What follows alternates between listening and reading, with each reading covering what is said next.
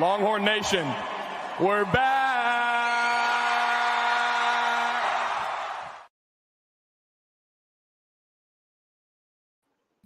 All right, welcome back to another episode of Fire the Cannon. I'm Rocky. And I'm Megan. And we are Fire the Cannon, y'all. A special happy Halloween episode. We are here. We've got Rocky. I'm loving the Dia setup. That's gorgeous, as always. Yeah, well, I have a million costumes, and I was going to put on my Selena costume. I have this amazing Selena costume, which will show us a few costume pictures in a minute. Couldn't find it anywhere. Couldn't find any of my costumes anywhere.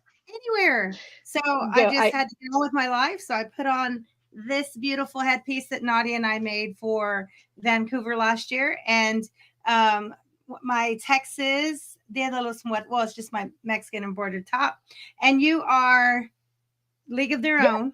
Yeah, from a League of Their Own. I'm a Racine Peach. I've got my League of Their Own uniform on, so it is a cute little skirt. But someday I'll watch that movie. It kills me that you haven't seen it. It's top 5 sports movie. I've heard it's good. It's amazing. I know there's no crying in baseball. I know that comes from there, and I love Tom Hanks. It's the Gina Davis. She's in it, right? I love Gina Davis. Yeah, she's in it. I'm really impressed that you knew that, because you are typically not great at knowing. I haven't seen the movie. You're typically not the best at knowing who is in what movie. Well, you have like rando people that are just like I just don't know who all those people are. I know who Gina Davis is, and that's probably why I haven't seen the movie yet. Maybe someday I will. I say that, but I won't. That's funny, right? It's a great movie. Well, yes. So big Halloween plans, Rocky. What are you getting into tonight? So we're bringing back an old tradition that kind of died before COVID, and we've just been meaning to bring it back. And also kind of because Nadia's gotten a little older, we haven't really done it, but today's a great day to do it. The weather's really nice.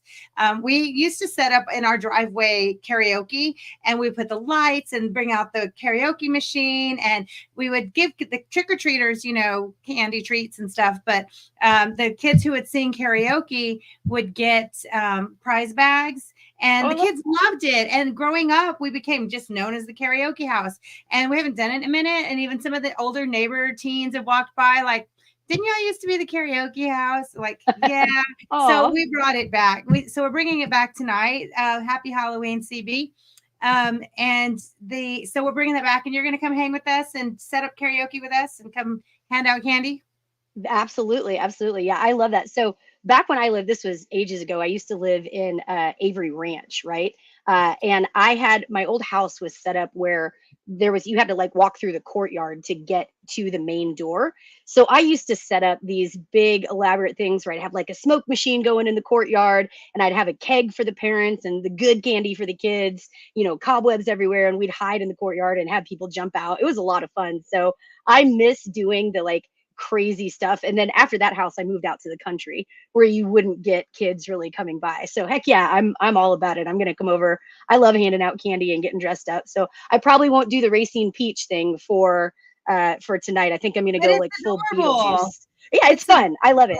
It's easy peasy. Yeah, easy peasy outfit to wear. I love it. But I think I'm going to go full Beetlejuice, because Beetlejuice came out recently. And I know Tim Burton isn't necessarily your jams, but I loved it. Took Nadia to go see it. So I feel like I have to do the full Beetlejuice thing tonight. So it'll be fun. It'll be a good time. Love it.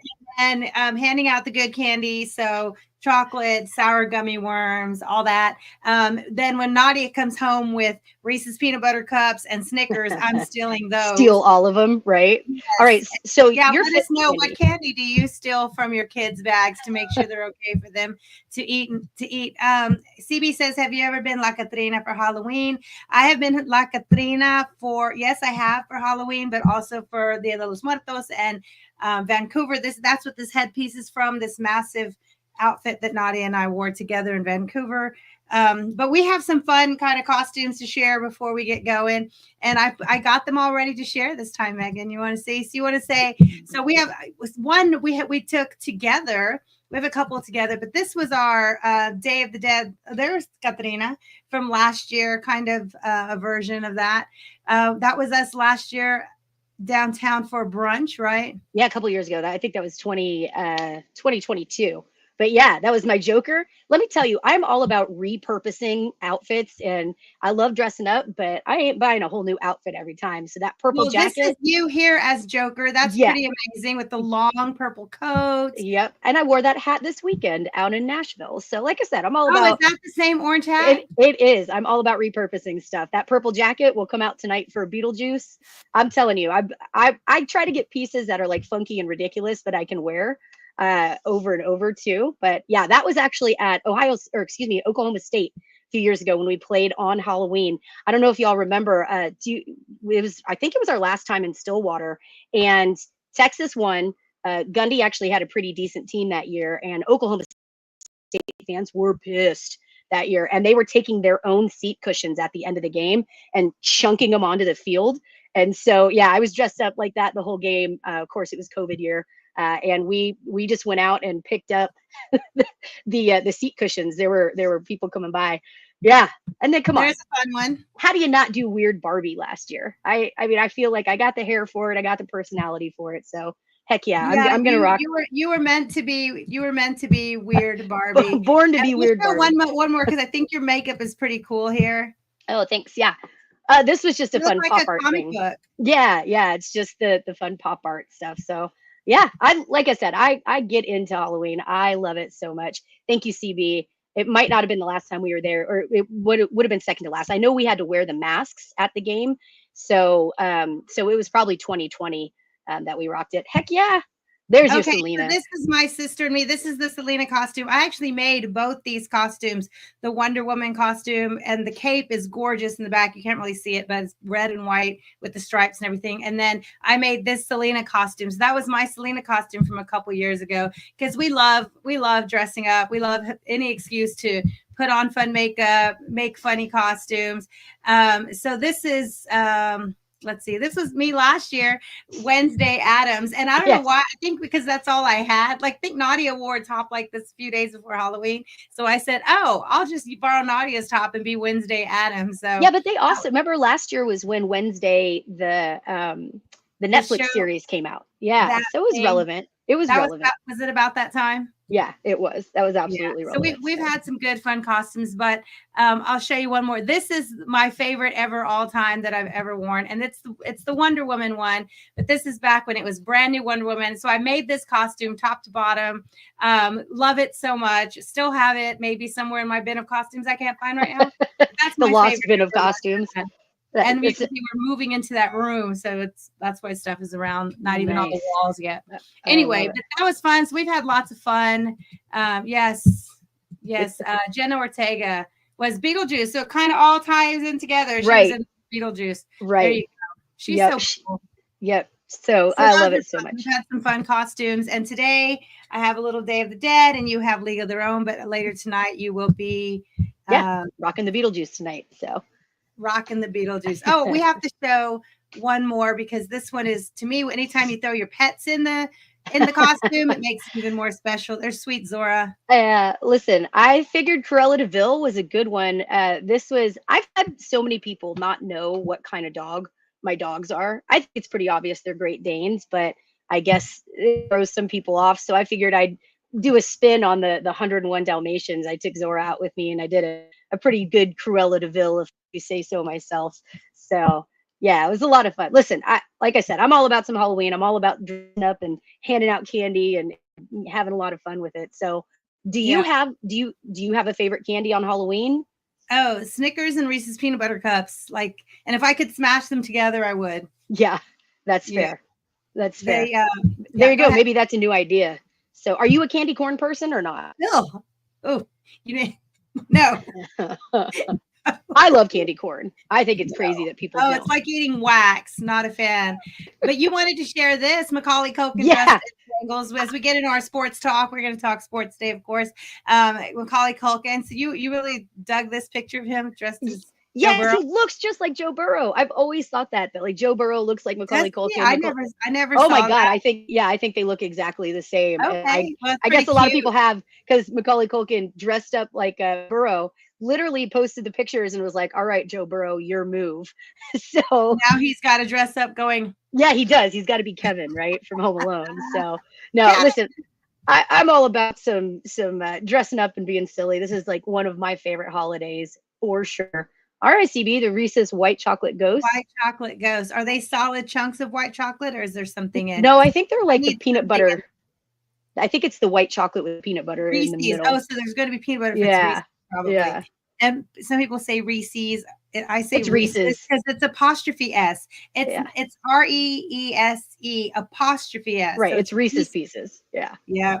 So, All right. Oh, cool. CB said Burrow responded, so we'll have to look for that. All I right. love it. We do have a lot to talk about today. We have a full day of Texas football, college football, and some fun sports stories from around all the entertainment and sports.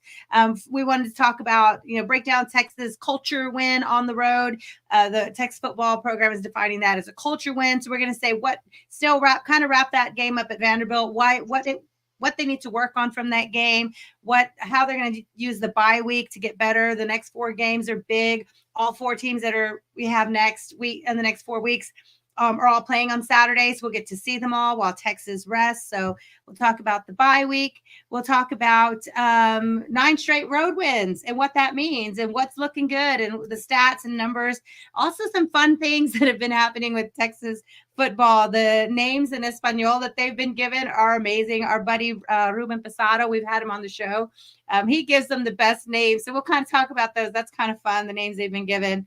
Draft boards. Some climbing up, some dropping down. Quinn Ewers. We'll talk about that. College football week 10, lots happened. Like some impactful games this weekend that are going to affect playoff positions and standings. We'll talk about that. And then again, like I said, our fun stories. We have so much to talk about, and we have 2 hours to do it, Megan. I know. All right. Well, let's get rolling. So definitely want to talk a little bit about the Vandy win. Had a great time in Nashville. The team showed up, perhaps didn't show out in the way that we were expecting to.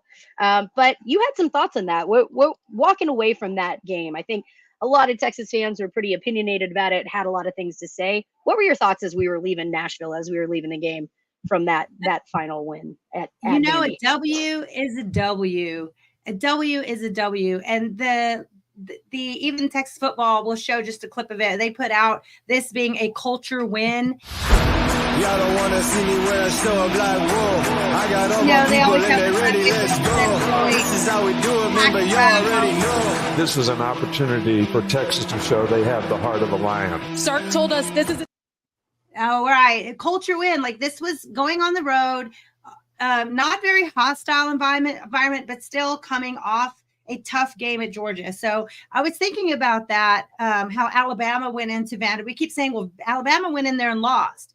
Okay, well, what happened? What led up to that game of Alabama losing at Vanderbilt? Of course, we know Vanderbilt had a fantastic scheme, executed really well. Pavia is a fantastic quarterback. We saw Texas be able to limit him. But I went back and looked at teams that played Georgia.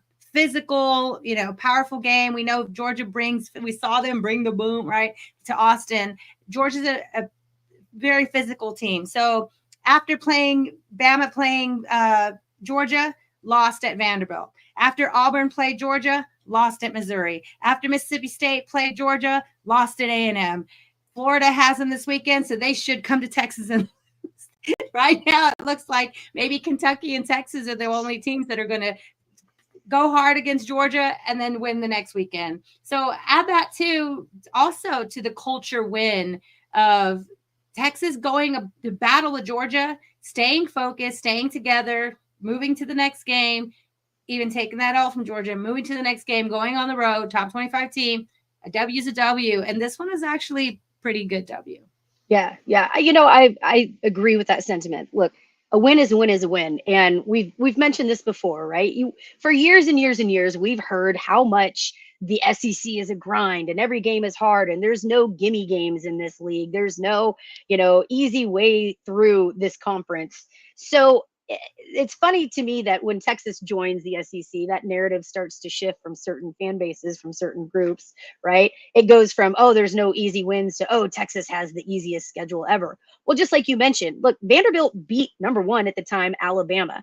So I'm more willing to buy into there's no easy wins in the SEC. Everybody's here to play, everybody's here to show up, and you bet your ass that everybody is going to want to beat Texas. I really do think that Texas has got the target on their back.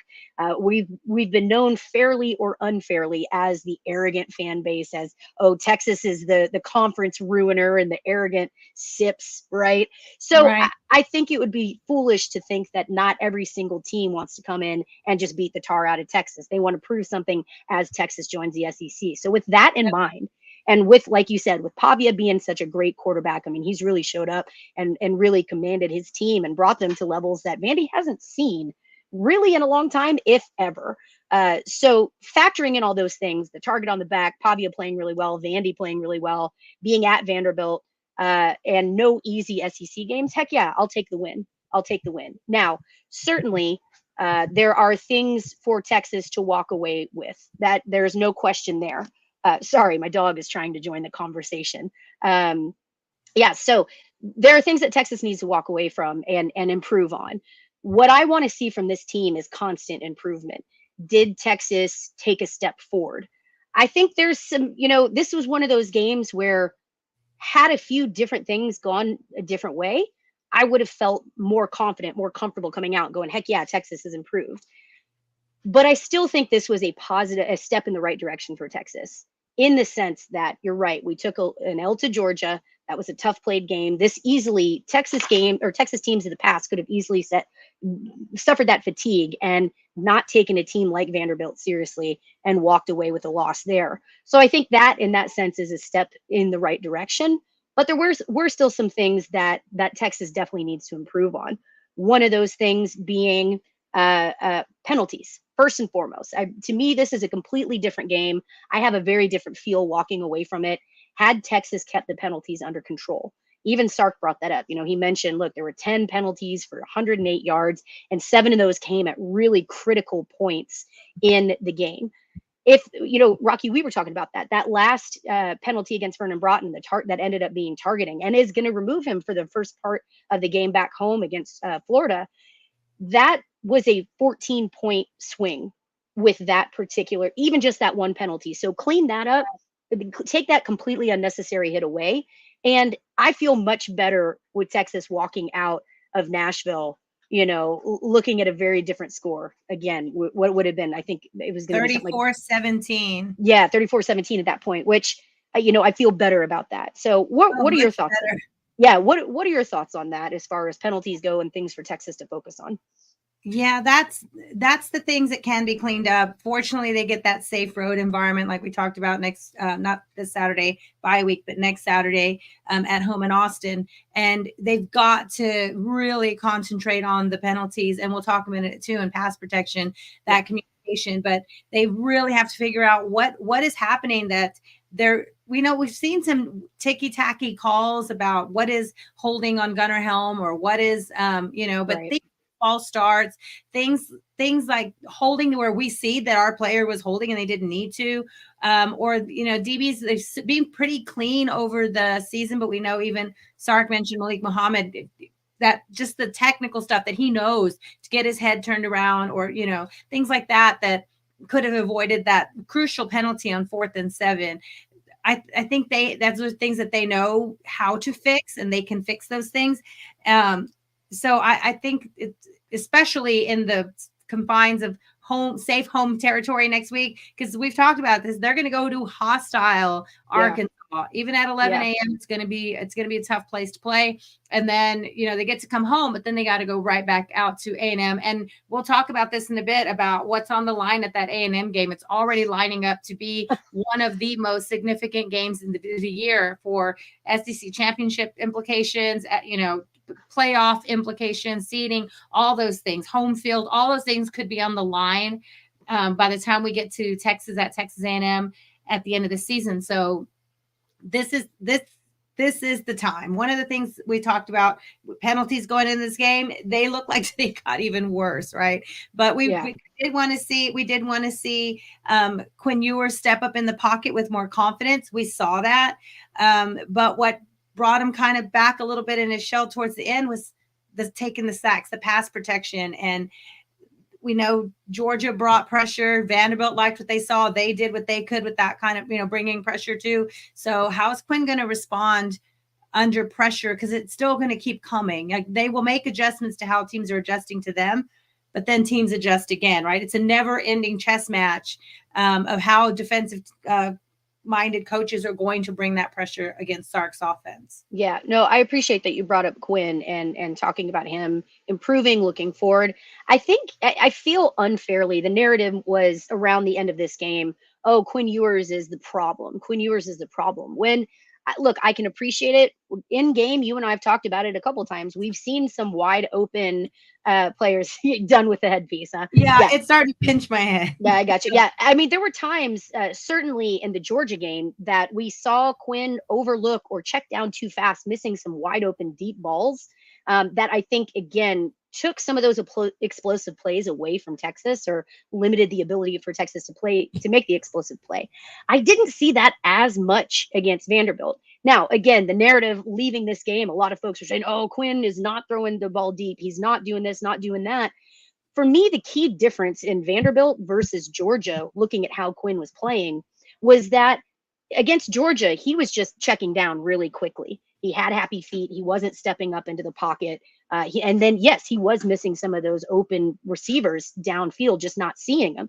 With Vanderbilt, the open receivers weren't there necessarily. He was checking down, but checking down responsibly. It's not that he was leaving wide open guys down the field. It was that the defense wasn't giving him much downfield, but they were leaving those mid and short passes really open. So I think in the Vanderbilt game, to me, it felt more like progress for Quinn Ewers, in the sense when you compare it to the Georgia game, when he's coming fresh off the injury, when he's still looking a little rusty right after that, the OU performance. I think there was improvement in Quinn in this game. I think he was making smarter choices. The 2 interceptions that we saw, again, were tipped balls. I'm not going to put that squarely on Quinn Ewers. That, to me, is something that the blocking can be a little bit better. Yes, his mechanics can improve slightly there, but to me, the tip balls and those 2 interceptions are not on him, as compared to some of the other games we've seen him at where he was just making bad choices and throwing the ball errantly. So yes, I know we're getting kind of ticky-tacky here, and maybe it's not the huge leaps and bounds that a lot of people want to see, but to me, there was still progress with Quinn. Something else I think that's worth pointing out too is Quinn was interviewed during a radio show, and he was asked how he was feeling, and he said, "I'm finally back to feeling normal. I don't have to worry about it on hits, which is a good feeling because you can play more freely and you don't have to think about taking or not taking certain hits." So without saying it, I feel like he was acknowledging that he was still feeling that oblique injury during the Georgia game, during the OU game. To me, coming into the Vandy game, again, his footwork was better. He had better pocket presence at Vanderbilt compared to OU, compared to the Georgia games. I think we see that shift, and I think he's saying it without saying it. He was still hurting against OU. He was still hurting against Georgia, and Vanderbilt may have been the first game where he felt more comfortable, in the sense that he didn't have that nagging worry in the back of his mind about taking hits, right? Which, again, you see in that pocket presence. He stands up more. He's got a better pocket presence than he did against OU, and certainly against Georgia. So again, let's read between the lines here. I think that's an important thing to look at, and very important for Texas moving forward as well. Rocky, did you have some thoughts on it? So I agree. I think this bye week comes at an excellent, fantastic time. Not just for like when Sark talked about using the bye week, some of them need it for mental recovery, some need it for physical recovery, some need to stay active and involved during the time. Everyone has different ways of using the bye week most productively, right? And I think especially for Quinn, getting physically well, like you mentioned, not having to think about an injury or being worried that you might take a hit or not take a hit, has affected his play. And another week of getting stronger, getting healthier, getting back to, we know those, depending on the severity of an oblique injury, it can linger for a while, and he's going to have to just rest. And he can't just rest, right? Everything's on the line right now for Quinn, not just for the team. Of course, he's putting the team first and is always doing what's best for the team. But, we talked about this. He was, at the top of the Heisman ballot for just a minute. He was, the Heisman odds for a minute. He has NFL draft stocks, and we'll talk about, how he started off as a first round prospect. And I don't see him in the first round except for one random guy's list, right? So he's got work to do, but also he has opportunity. So, he has 4 big SEC games, Florida with a solid defense, Kentucky, not a world beater, but NFL talent on that roster. And then the 2 road environments and a defensive front, the best they'll probably face for the rest of the season. Georgia's, of course, probably the best, but he'll go face that Aggie defensive front, which has NFL talent. So he's got opportunity to prove that he's still, high draft stock and can make decisions. And then the scouts can determine, was he really just playing hurt and powering through for his team? Or is he really limited in the pocket? Or is he really limited with mobility? They'll have to decide that, because we know he can throw the ball all over the field. It's going to be an issue of his endurance and can he mentally get back in the game? I think he did in Vanderbilt. 17 for 17. Thanks to receivers for catching them too. But 17 after that first turnover, he didn't hang his head. We saw him on the pad figuring out where it went wrong, and getting right back at it. 17 for 17 after that first interception. So focused. I think he's being coached up. This is a great bye week. Yeah, I agree with that wholeheartedly. Look, we've got a great happy Halloween as well, Eddie's. Feels like the game versus Florida can be a defining point for our season and for Quinn. I agree with that, definitely. I think that's an opportunity for Quinn to really show up. I think it's a great opportunity. Let's talk about this too. The O-line, beginning the season and leading up to Georgia, really looked like what I would say the best O-line in the nation. They definitely had some problems against Georgia. Looked like they were just getting blown off the line and weren't able to keep that pocket safe for Quinn. I think we saw better, like we saw a step forward from the Georgia game against Vanderbilt. But again, you've got to look at the competition. I still think there are some areas with the O-line, and I'm not sure if it's a communication issue or what's going on there, but the O-line still has a lot of room for improvement coming off of that Georgia game and then moving forward now. I do think that, again, we got the big bodies. We got the big humans, right? We know that they're there to protect Quinn. I love seeing it when anybody gets to Quinn or there's any trash talking going on. The O-line's the first there to protect their quarterback. They're not letting anybody talk smack to him or get to him, right? So the love is there. I don't want to hear this, the O-line wants Archin. That is a completely false narrative. That is not the case. Something we did notice against Vanderbilt as well, too, and I'd like to talk about this a little bit, is it felt like some of the blocking assignments where the running backs would need to pick it up or the tight end would need to pick it up, some of those were missed. That caused some issues for Quinn where he was feeling more pressure. Again, Vanderbilt got to Quinn much more than I was hoping for, much more than I think 4 times, right? Should have happened, right? Yeah, this again was, Quinn shouldn't be on his butt that much, certainly against a team like Vanderbilt. So what we were seeing is even when the O-line was stepping up, there were some missed blocks by our running backs or by the tight ends. Do you want to talk about that a little bit more, expand on it? Were you seeing the same thing?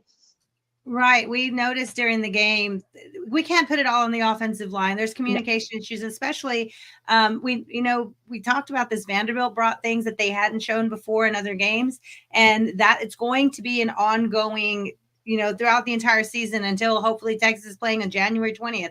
Every game, coaches are going to see what other teams were able to do against Texas and see if they have the personnel to do that as well. And if they can't, how can they modify it?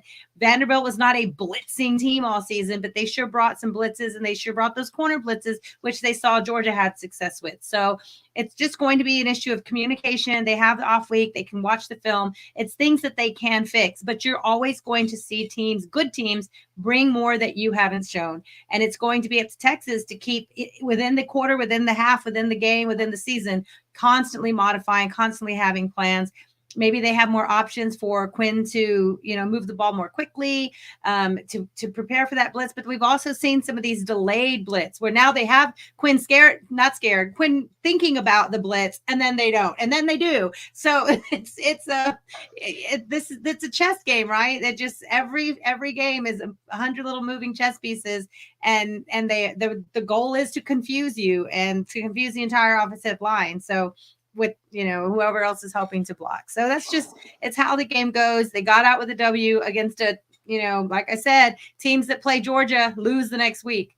Texas went on the road and won. So culture win, yes. Yeah, I agree. So yeah, I mean, I think the things really that I'd like to see Texas work on in this bye week, clearly the penalties, you got to clean those up. O-line play, blocking can get better.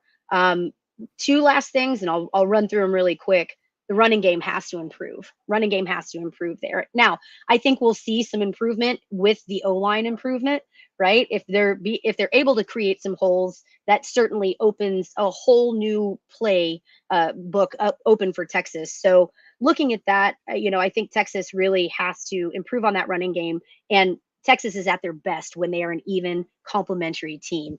The last 10 rush attempts versus Vanderbilt for Texas resulted in 4 yards, -1 yard, 6 yards, 3 yards, 1 yard, 1 yard, -3, 23, 0, and 0. So those to me are numbers that really need to improve. Texas can't be one-dimensional. And I certainly think that's not helping the argument against Quinn either. A lot of folks want to saddle Quinn with the responsibility and, everything is his fault. But again, when your deep ball isn't there, when your O-line isn't opening things up, and when your running backs aren't establishing a game, there's only so much you can do. So again, credit to Quinn for finding a way to make it work, finding a way to make it happen. Last thing before we move on, special teams. We've got to have some improvement in the special teams play. Texas is not winning the field position battle right now, and I think that's going to be really important, especially, Rocky, like you mentioned, as we go into those really hostile environments like Arkansas, like A&M. Texas is not doing themselves any favors by not winning that field position battle. So some improvement there would really help too. Now, one thing we know Texas doesn't have to worry about that has been a shining part of their game this year is the defense. Absolutely. Being awarded, rising up the draft boards we'll talk about. But I would love to share this picture because I think it encapsulates the entire teamwork, right? So Horns Illustrated, one of their photographers, has this photo.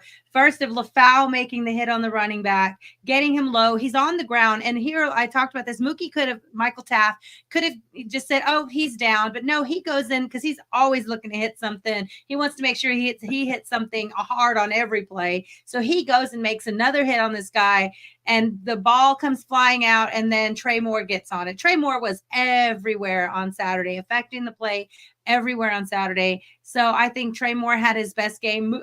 Michael Taft absolutely had his best game as a Longhorn, and he's been playing so well. The entire defense has been playing so well. It feels like when you talk about the defense, you got to say Jahdae Barron, but then you got to say, Malik Muhammad, because his name's not mentioned a lot, which is why he's playing so great, right? Because he just covers his half of the field.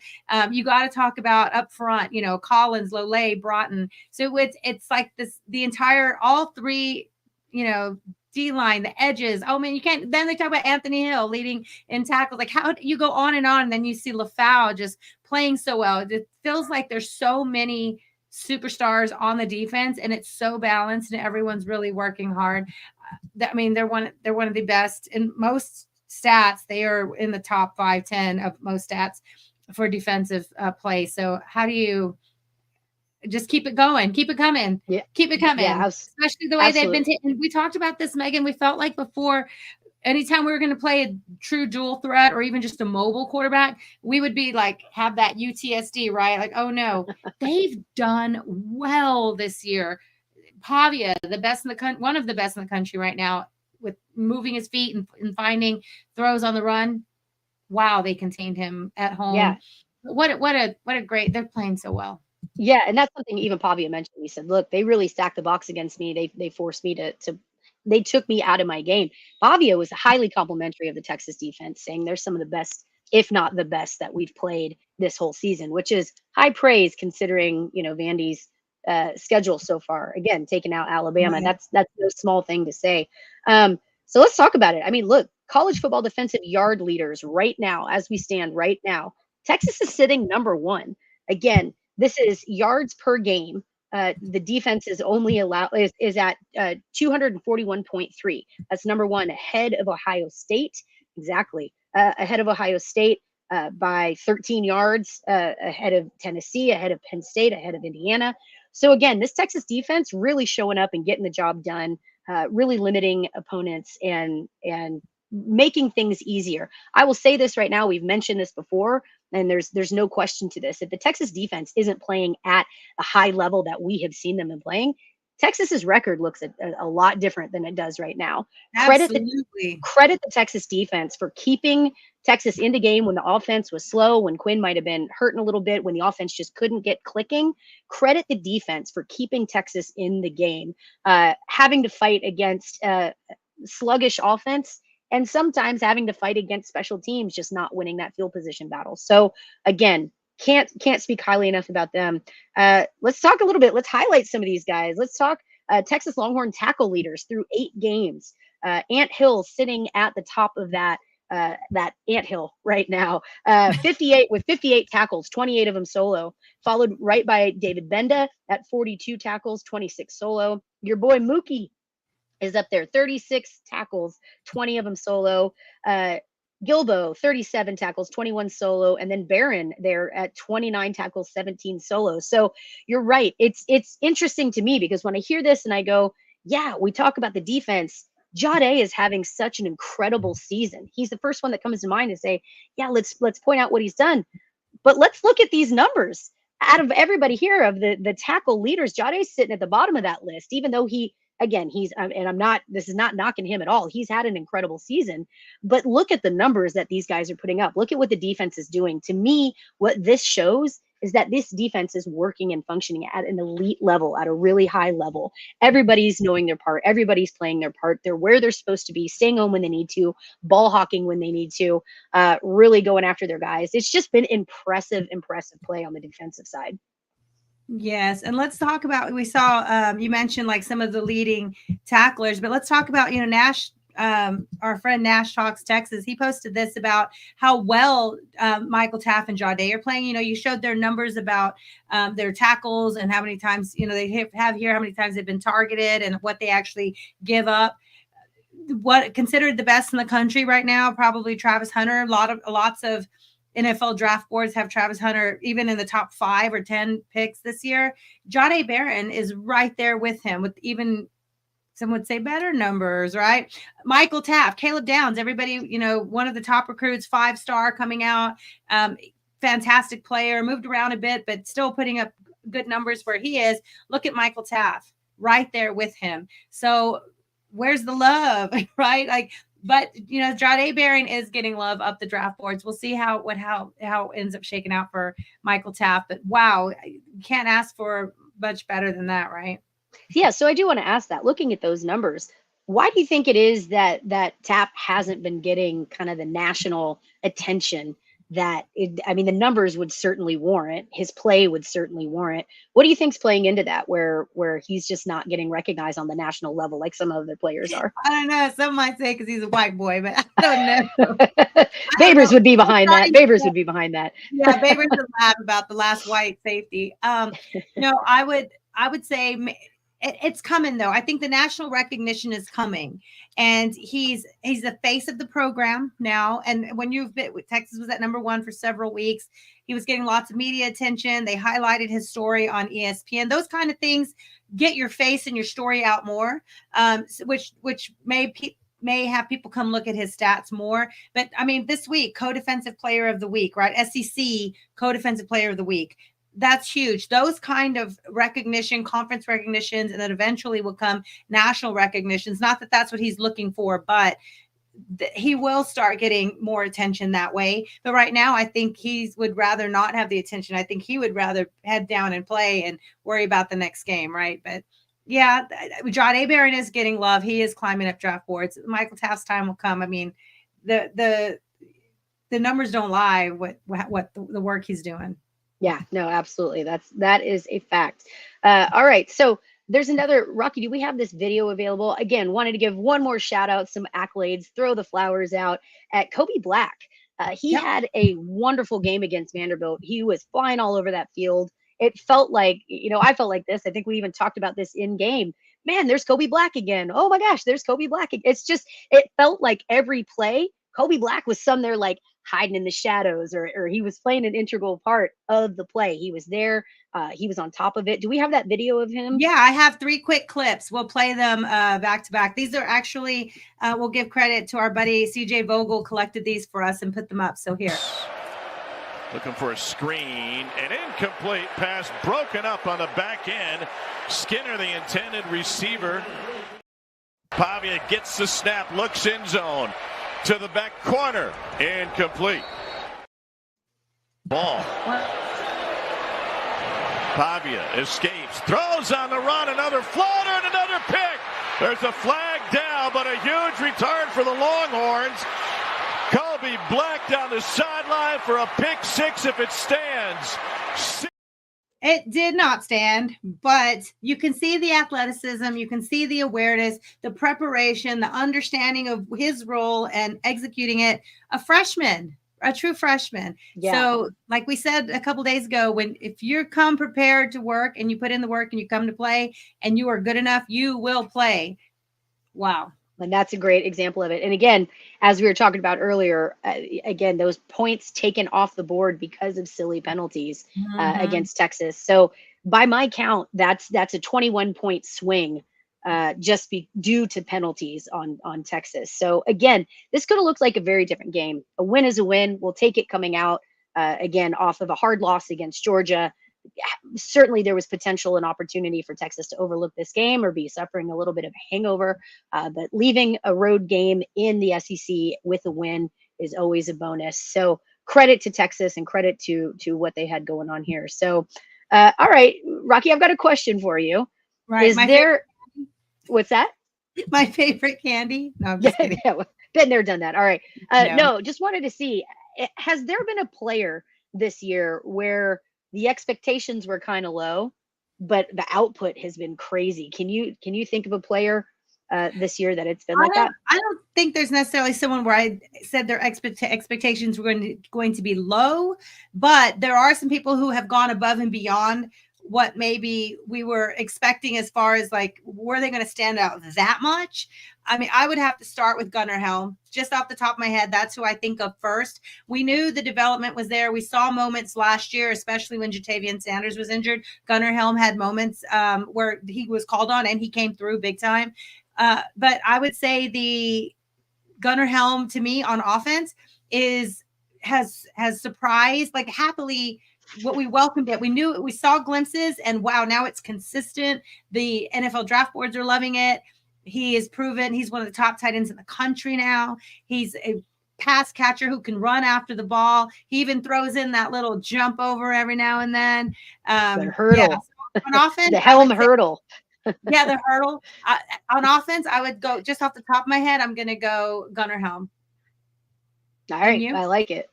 Yeah, look, I think I'm going to talk defense a little bit. And I'm going to say this again more nationally versus Fire the Cannon, because here at Fire the Cannon, we have been a Mookie stan from day one. This has been a Mookie stan podcast. We are there for him. But certainly Michael Taft has been a guy that if you know, you know. If you've been paying attention, this isn't surprising. But I don't think he was on a lot of people's radar too much or too heavily prior to this season. And he's really just shown up. And again, we heard Sark talk about this, where Michael Taft bet on himself. Again, walking on to Texas, he had opportunities at other schools where he could have been the starter from day one, but he was an Austin guy. He bet on himself and he has put in the work. He's the guy, first to show up, last to leave, very vocal, a vocal leader on the defense. And it's starting to show. We just showed some of his national, his number compared to other players around the nation. And he's up there with the best of the best. He is showing out and has made a big difference on this Texas defense this year. So yeah, for defense, I'm going to, again, maybe not necessarily a surprise here to us at Fire the Cannon, but certainly on the national level, I think that Michael Taft really deserves the credit and all the attention that he should be getting. Right. CB says the entire secondary. Absolutely. From being all off season, the talk was how the DBs were underperforming last year compared to the talent. People were worried about PK's scheme and was he fitting it right to the DBs. And then we saw in the spring game, the offense lit them up and we're like, oh no. But it turns out we're fine. They're amazing. They're even though losing depth at secondary with Makuba injured and Derek Williams out for the weekend. What happens? Jelani McDonald steps up and has his best game, as a starter. So it's the secondary has been very impressive. I would also like to give a shout out of who's really stepped up and gone above maybe what we thought the plan was for him. DeAndre Moore. You can't go without giving love to DeAndre Moore. He just had his best game, but Absolutely. It's been coming. We've talked about he could have been a player that says, oh, they brought in Bond and Bolden and Golden, and I'm getting buried in the depth chart. Jonte Cook was supposed to – we were expecting more from Jonte Cook this season. It still could be coming, but all DeAndre Moore did was go to work, right? Be the first one at practice. All he did was go to work, learn the system, develop, and now, like Sark said, he's being rewarded with more game time. He's out on the field a lot. So props to DeAndre Moore. Congrats on a fantastic game at Vanderbilt. Looking forward to more of that. Yeah. And he Jay Witt, right? How to be a good teammate and put in the work. Absolutely. I do want to circle back. You brought up safety Jelani McDonald. Again, want to circle back to him because, again, these young guys really stepping up for Texas. He had a great first career start. So it's McDonald's first career start, again, because of that injury. And he was ready. It's that next man up mentality. 7 tackles against Vanderbilt, 4 defensive stops, which was second among SEC safeties, 3 run stops, 2 run stuffs, which led the SEC DBs, and 87.1 tackling grade, which led the SEC. 0 missed tackles led the SEC. So again, this young guy coming in, being thrust into the spotlight. But what I really love about this, you mentioned at the very top of this broadcast when you started talking about the Vanderbilt game, this is a culture win for Texas. And I think you really have to look at numbers like this. You really have to look at performances like this to see that come to fruition. Again, this culture win where you have some injuries, you have some guys that you were expecting to be there to really perform, some of your top performers on defense, out with injuries, out again. It's a long season. It's a tough season. You're going to see some guys getting banged up. But for Jelani McDonald to come in on his first career start and put up numbers like that, that's monster. Again, that's just the mentality of like, he wasn't sitting around pouting. He stayed ready, stayed prepared, came in and did his job. And I just, again, to me, that's just highlights exactly what kind of culture Texas and Coach Sarkisian is building. Love it. I think also someone that we've been waiting to come and is here is Alfred Collins. Remember back in the Alamo Bowl, he had that really athletic play. And ever since then he didn't go missing. It's just, we needed to see more connection, consistency between the great moments. And I feel like we're getting that now. Texas defensive line, they added Lole, we still have Broughton. And then they have been able to, even though it's like we talked about this, sometimes it doesn't feel like they're stopping the run. They are stopping the run. They're still a top 15 run defense, and they're going to get opportunity against teams that like to run the ball, like Kentucky coming. Aggies have 2 great running backs. They're going to get their opportunities to really step up and that. But I'm really proud of Alfred Collins. So look forward to seeing where he is on draft boards. But he's shined. He's been shining this year too. Yeah, absolutely. You said something that I wanted to highlight and kind of remind Texas fans, as we talk about this every time you and I are together. We talk about it every time we're on the show. That UTSD, that PSD as a Longhorn fan is a real thing. Something you said, you mentioned the word feel. It might not feel like the defense is stopping the run. It might not feel like that. But when you go back and look at it, you rewatch the games, you look at the numbers. Oh my God, this team is actually performing. And I feel like that's something that Texas fans, whether it's our UTSD or whether it's just we have high expectations and we're a bunch of nitpicky bastards. I don't know where that balance lies, but that's something I want to say about the team this year.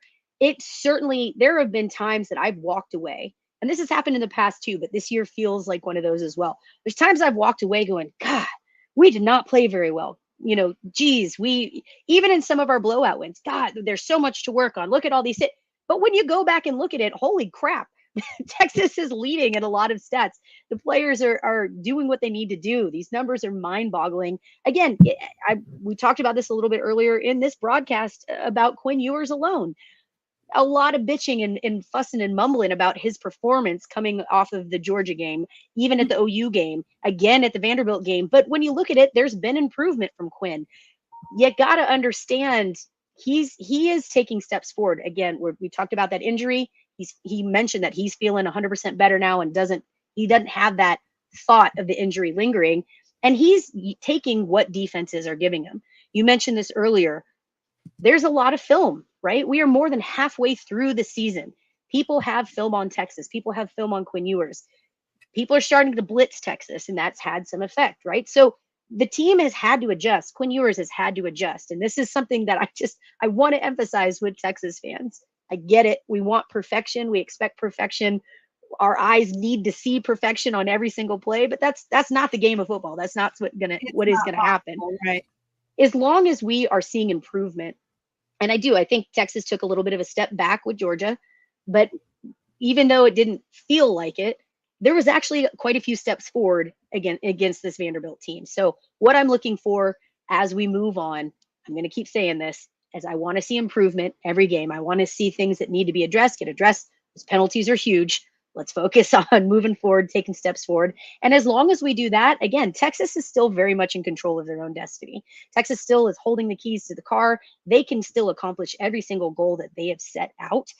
They just need to keep making progress on every game. Absolutely. Everything is in Texas's hands. Like you said, sometimes it doesn't feel that it's happening because of the UTSD or whatever. But look at Texas and according to Horn Sports, SEC's ranking on offense, 4th best offense, 9th best. That's not good being the 9th best rushing attack, right. But there's room for improvement. Room to improve. Right. 3rd best passer rating, 4th best on 3rd down. But look at the defense, and this is what's going to keep Texas in these games, especially on the road. Defense travels. Total defense first. Rushing defense 5th, passing defense first. For Texas to have the number 1 passing defense in the SEC, when, like CB said just a year ago, it wasn't. We were terrified of going into the SEC with that passing defense last year, and now the best passing defense in the SEC. Passer rating on defense 1st, points per game 2nd, 3rd down 3rd. So they are keeping opponents at such a low scoring, allowing such low points that Texas, if they could get it going, should win out the rest of the games. They could. We'll talk about now how the predictions are flipping against that Aggie game now compared to earlier in this season. But here's what we've been talking about too. Punting 15th out of 16 teams. That is not good. We got to talk about special teams again. Certainly, as we go into these later games in the season, as we go into those truly hostile road games like Arkansas, 100% like A&M, make or break for the game. Make or break for the game is going to be the little details. Can you stay disciplined? Can you clean up the penalties? Can you win the field position battle? Thus far, Texas has not been doing that. Our defense has been doing enough to keep them in the game and to really help Texas out when the offense has been a bit sluggish. But again, I've got to emphasize, and we've been talking about this all season, I don't know that it's been getting as much attention because it's not as beautiful. It's not as glamorous to talk about special teams as it is to harp on a quarterback, right? But the special teams really has got to show some improvement, and quickly.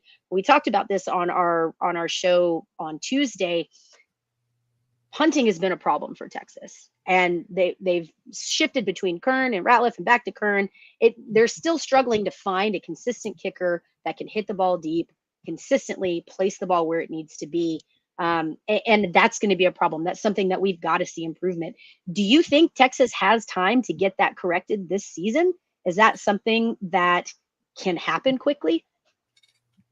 Well, it's kind of tough when we're going back and forth between punters, and Michael Kern wasn't on the injured list when he was not punting.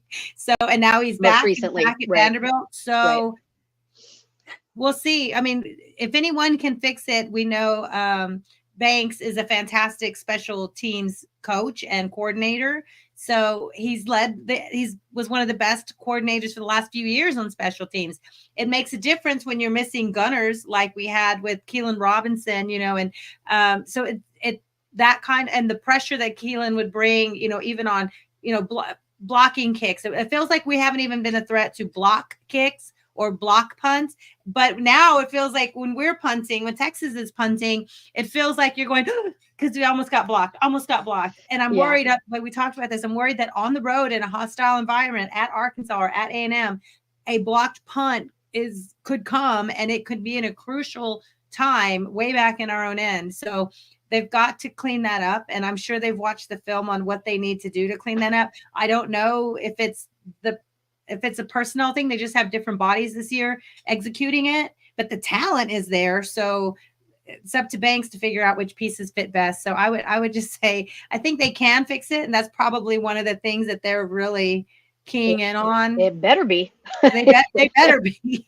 They're talented punters, but it's a lot to put on young freshman punters. Again, we have to remember he's young. The punters are young, so it's coming. I get that, and I agree with that to an extent, but we're also far enough into this season that I feel like you start to lose a little bit of that youth as an excuse, right? They've played in big games, they've played it, they know what their job is, they know where they need to be. So I appreciate don't know. it. The only reason I would disagree with that is because it felt like, well, in the first 3 or 4 games, when did we punt?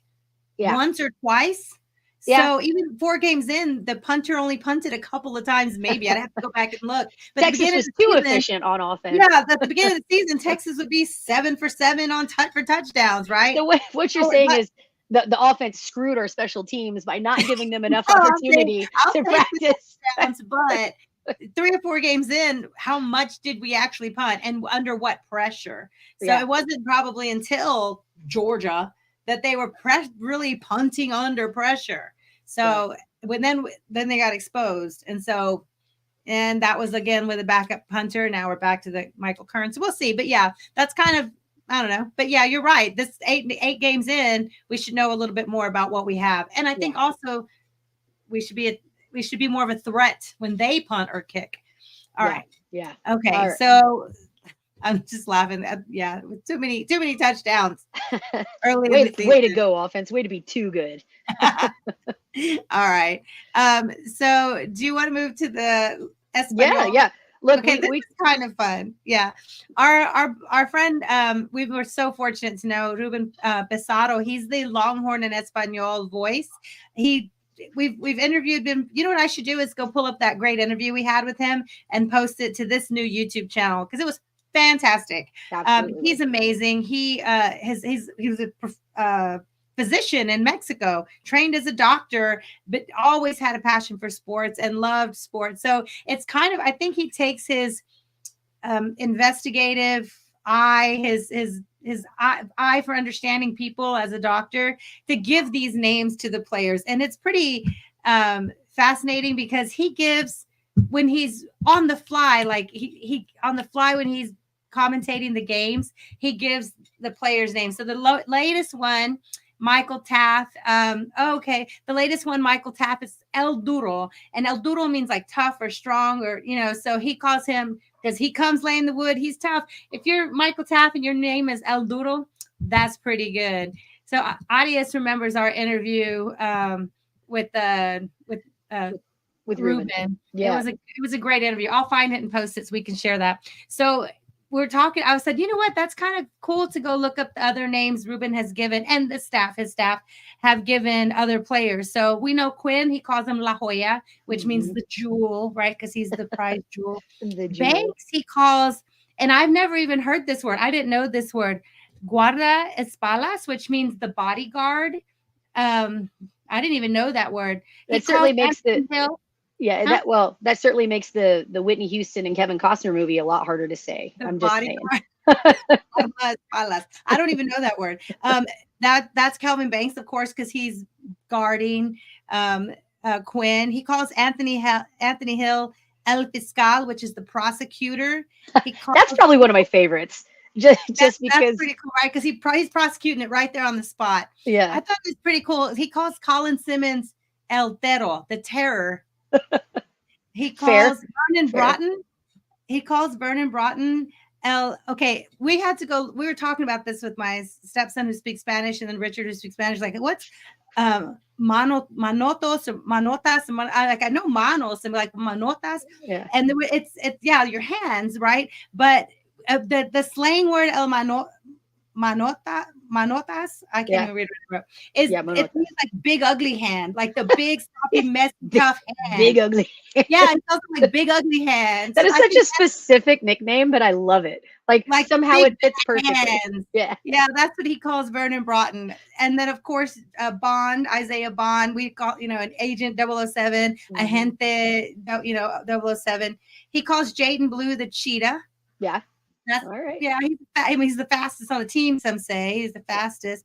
Alfred Collins, he calls him El Chamacon, and chamaco is like kind of a kid, like slang for a kid. Chamacon is like the good-looking kid. So he calls Colin Simmons the good-looking kid. I like that. I know there's other ways of translating, but this was our conversation today on how we would translate that. Yeah. Silas Bolden, El Castor, the beaver. I wonder. Oh, because he came from Oregon State, probably, right? Yep. Yeah, and I was like, why would he call him the beaver? Now, yeah, that's why. Because he's damn this good. Is the funniest one. I scrolled through months and months of him having great Spanish names for all these players. Guess what he calls Gunnar Helm? What's that? Mr. Clutch. So, okay, I'm going to tell you, that's some of my favorite. I absolutely love listening to the calls in Spanish. But it always cracks me up when he's got this, beautiful Spanish going on. He's going a million miles an hour, and then he throws in Mr. Clutch. It's the best. It's absolutely the best. So for those of y'all that haven't heard the Spanish broadcast, you've got to at least check them out. Check out the clips. They have so much energy. Ruben absolutely kills it. That group absolutely kills it. They do a wonderful job. And it is. Listen, those names, second to none. I feel like at some point, I feel like I will have earned my Longhorn stripes when I get a nickname from Ruben. Like, that's what I'm aiming for. That's what I'm going for. Ruben gives great nicknames, and each one you can see the meaning. And so if y'all know any more, tell me. I went through months of his posts to kind of try to get a good list of the names he uses, but he's had some great names. And then Texas Football will compile some of his commentary and put it together. They usually release it on Wednesdays after a game. But fantastic. So make sure you're following Ruben Pizarro, Pizarro. He's fantastic. And he's just a great follow. What a good guy. So nice. Such a nice guy. Absolutely. All right. So Megan, before we move on, so in our second hour, it's a little after 4, it's happy hour. So I'm going to chug some water. I've got my Halloween themed water today. Cute. I should have grabbed my Day of the Dead cup. I didn't. So we'll talk about in the 4 o'clock hour. We'll talk about NFL draft boards. We'll talk about college football week 10 predictions against the spread, and then we have some fun top stories. But I know, Megan, you want to share some talk about our friend Chuck and his beautiful land. Absolutely. So if you guys are looking for a beautiful Texas experience in a Central Texas getaway, look no further than the Rockin' Diamond S Ranch. You've got to check this place out. It is seated on 120 acres in the beautiful hill country near Johnson City, just out in Blanco. And it's a quick drive to Austin or San Antonio from this location. The property houses 14 people with 1 primary house and 2 fully furnished cabins. There's wildlife fishing, wildlife watching, fishing, playing with the Longhorns, indoor and outdoor eating and cooking. And it's only 5 minutes from downtown Blanco with breweries, eateries, shopping, and more. So you absolutely have to check it out. Whether you're in town for a Texas game, for any sporting events or for concerts, or if you just need a staycation family getaway, the Rockin' Diamond S Ranch is the perfect place to be. So get your Texas authentic experience there at Rockin' Diamond S Ranch. That is rockindiamondsranch.com. And you can call Chuck Smith at 512-694-1969. Again, that's Chuck Smith at 512-694-1969. Tell him that Fire the Cannon sent you. So. All right, there you go. Call our friend Chuck if you want to get the family together and go stay somewhere really nice. I'm just saying, it's perfect for, like, if you don't have a Christmas getaway scheduled yet, perfect opportunity to be out there, get away a little bit, do some Christmas shopping, have some. And again, the town square in Blanco gets all dolled up. Like the courthouse is going to have all the lights. It's a really cool experience. And again, great restaurants in that Yeah. little square. Yes. Yeah, and you get to feed the Longhorns. Come on, And I'll it's even. like between Yeah, I was gonna say I'll even put a little Santa hat on Gabriel for y'all. cute. It's an hour from San Antonio, Austin, Hill Country. It's right in there. Lots of wineries, lots to do. So let them know if you want to go stay there. Okay, Absolutely. so let's talk about Texas Longhorns in the draft. So because of the performances so far this year, some players are climbing the drafts, some are stepping down. So let's keep it real. Let's talk about it. Quinn has fallen off the draft boards. He still has opportunity the next 4 games to really step up and play good in big time games. But as of now, and including playoffs and, could maybe an SEC championship game, there's still lots of opportunity for Quinn to play big football in big time games. But as of now, we're seeing that he's dropped out of the first round in most out of the first round for sure. Still on the boards. Yeah, projected. Still on the boards, but coming into the season, he was a top 10, 15 pick on a lot of boards. Mm-hmm. So let's first look at Pro Football Focus. They have they don't assign 2 specific teams. They just rank 1 through 100 or 1 to 200 who they have as picks, and they have 10 Longhorns. So I'm going to start by saying, though, at number 3, number 4, and number 7. They have Michigan defensive players.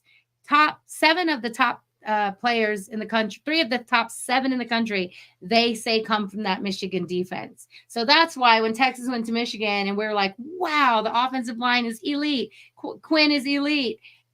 That was why we thought that, because of the talent they went up and played against at Michigan. Yeah, absolutely. Michigan didn't have the offense to go with it this year, but they still have talent on defense. So let's say they have the best player on the Texas, highest rated draftable is number 11, Isaiah Bond. Yeah. We haven't even talked about Bond, and he's been amazing. Yeah. Well, Bond's also been injured. He's had that ankle injury that's been nagging him. Rested this week. Yeah. So against Vanderbilt, he was able to go, but the staff thought it best. And again, let's talk about that culture win. Staff thought it was best to rest Isaiah Bond. And what a fortunate position to be in when you have who is projected to be your highest player go in the draft, when you have the ability to say, you know what?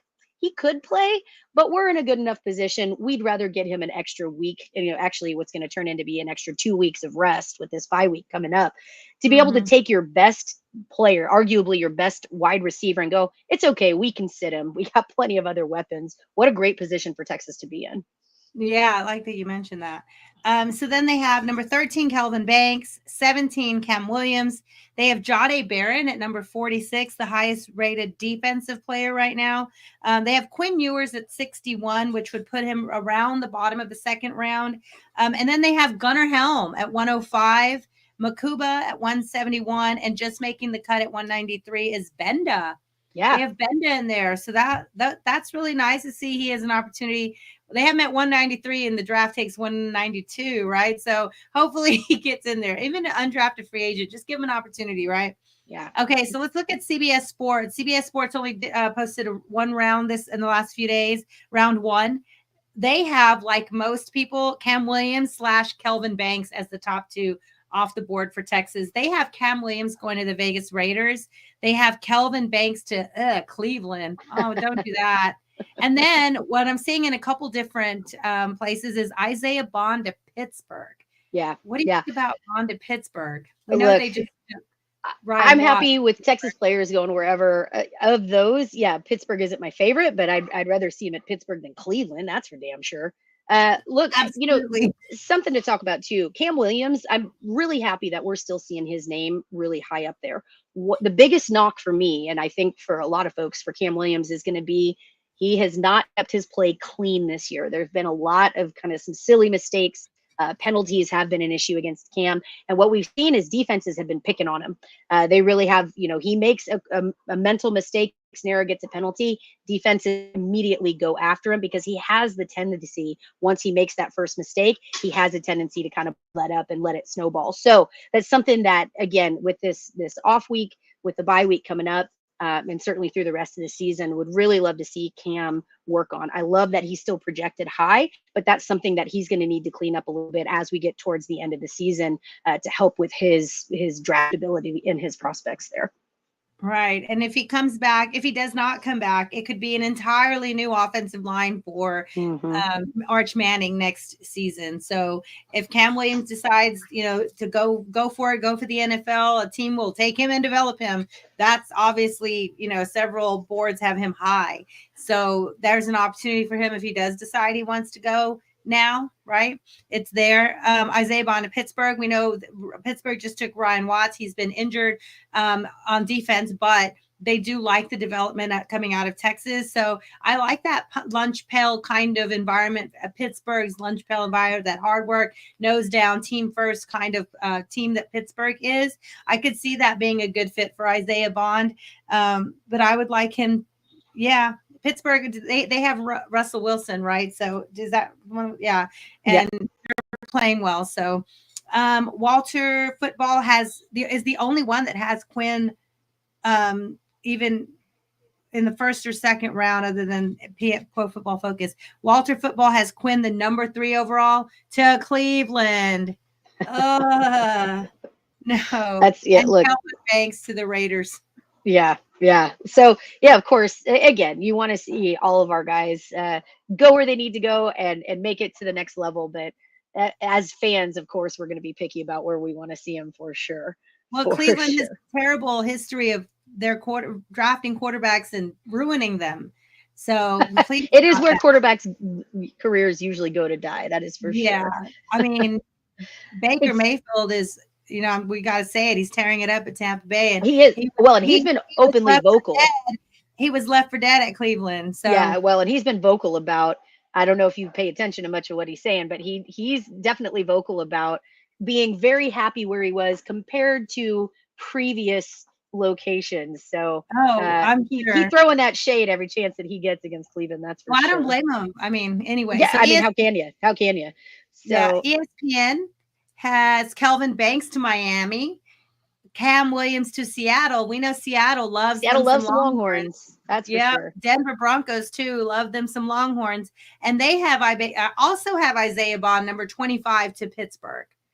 Yeah. So maybe they're hearing from the Pittsburgh staff, these different people that definitely like Isaiah Bond. Definitely seems like a Longhorn is going to land in Pittsburgh for sure, and it's probably going to be Bond. So we'll keep an eye on that. Of course, we'll look as things change throughout the season and see where everybody ends up. Always exciting. Let me ask you this: do you think Texas is going to top their number from last year?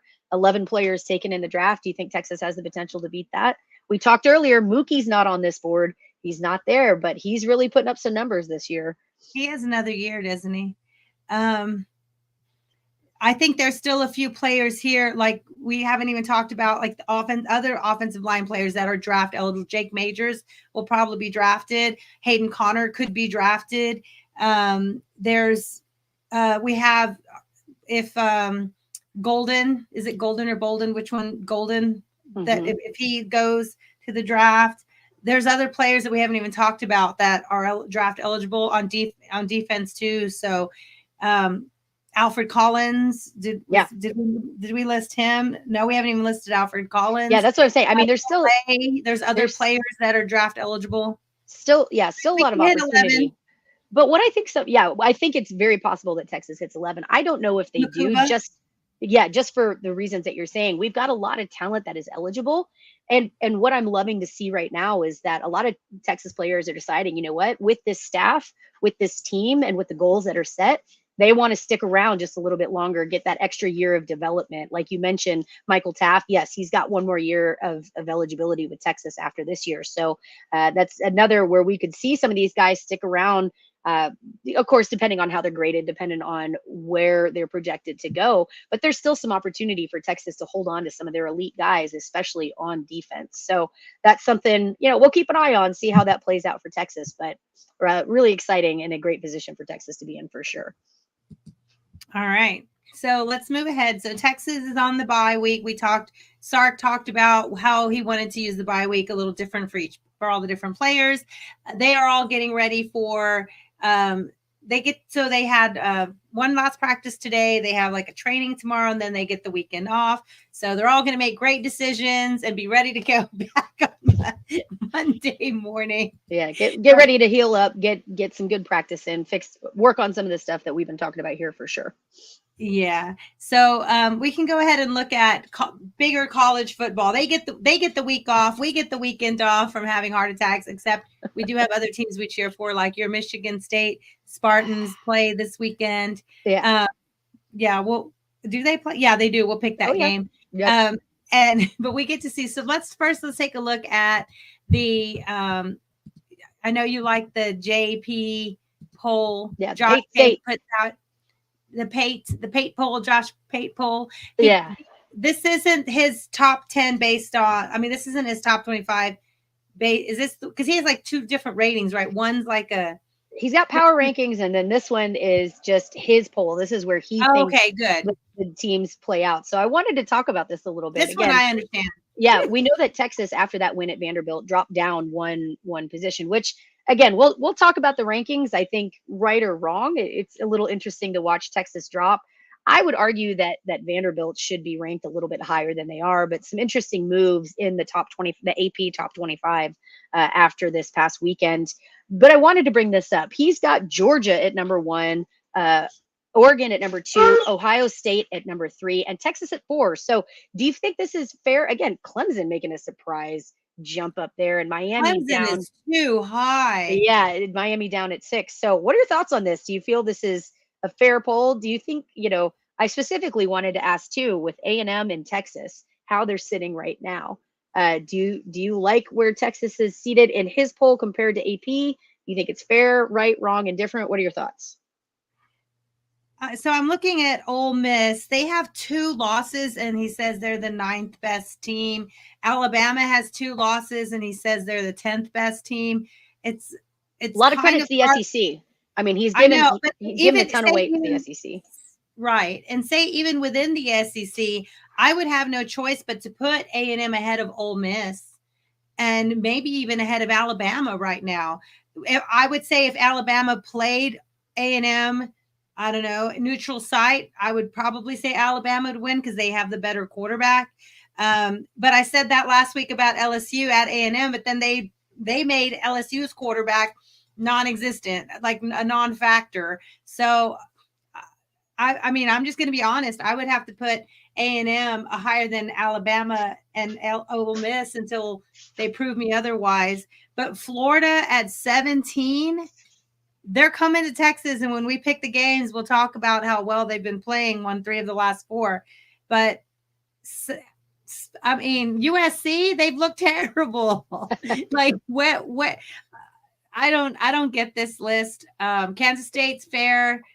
Indiana's fair, Iowa State fair, but that's too much love for Ole Miss and Alabama. What do you say? What I feel like here is he's given a lot of weight to the SEC, right? It seems to me that they're getting a lot of credit for being there. Again, as Lawson points out, appreciate you, buddy, for joining us. Arkansas making an appearance. Again, we want to emphasize this is the Pate poll, right? The JP poll for Week 10. But yeah, Arkansas making an appearance there at number 25. Lawson, you mentioned that game feels more like a trap.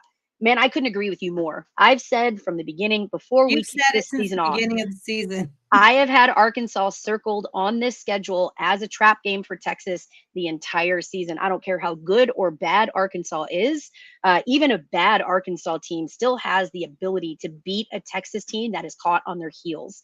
The upside for Texas this year, with this specific Texas team, is there are plenty of guys that are on the team right now that were there in Fayetteville a couple of years ago when they got their asses absolutely handed to them by a bad Arkansas team. So I don't think this is a game that Texas is going to overlook per se, but I do think if Texas is not careful and if they get caught on their heels in a really, really hostile environment in Fayetteville, Arkansas could be a problem. And I'll be quite frank, I think Arkansas, I've been saying this coming up too, Arkansas is a better team than people are giving them credit for this year. They are improving.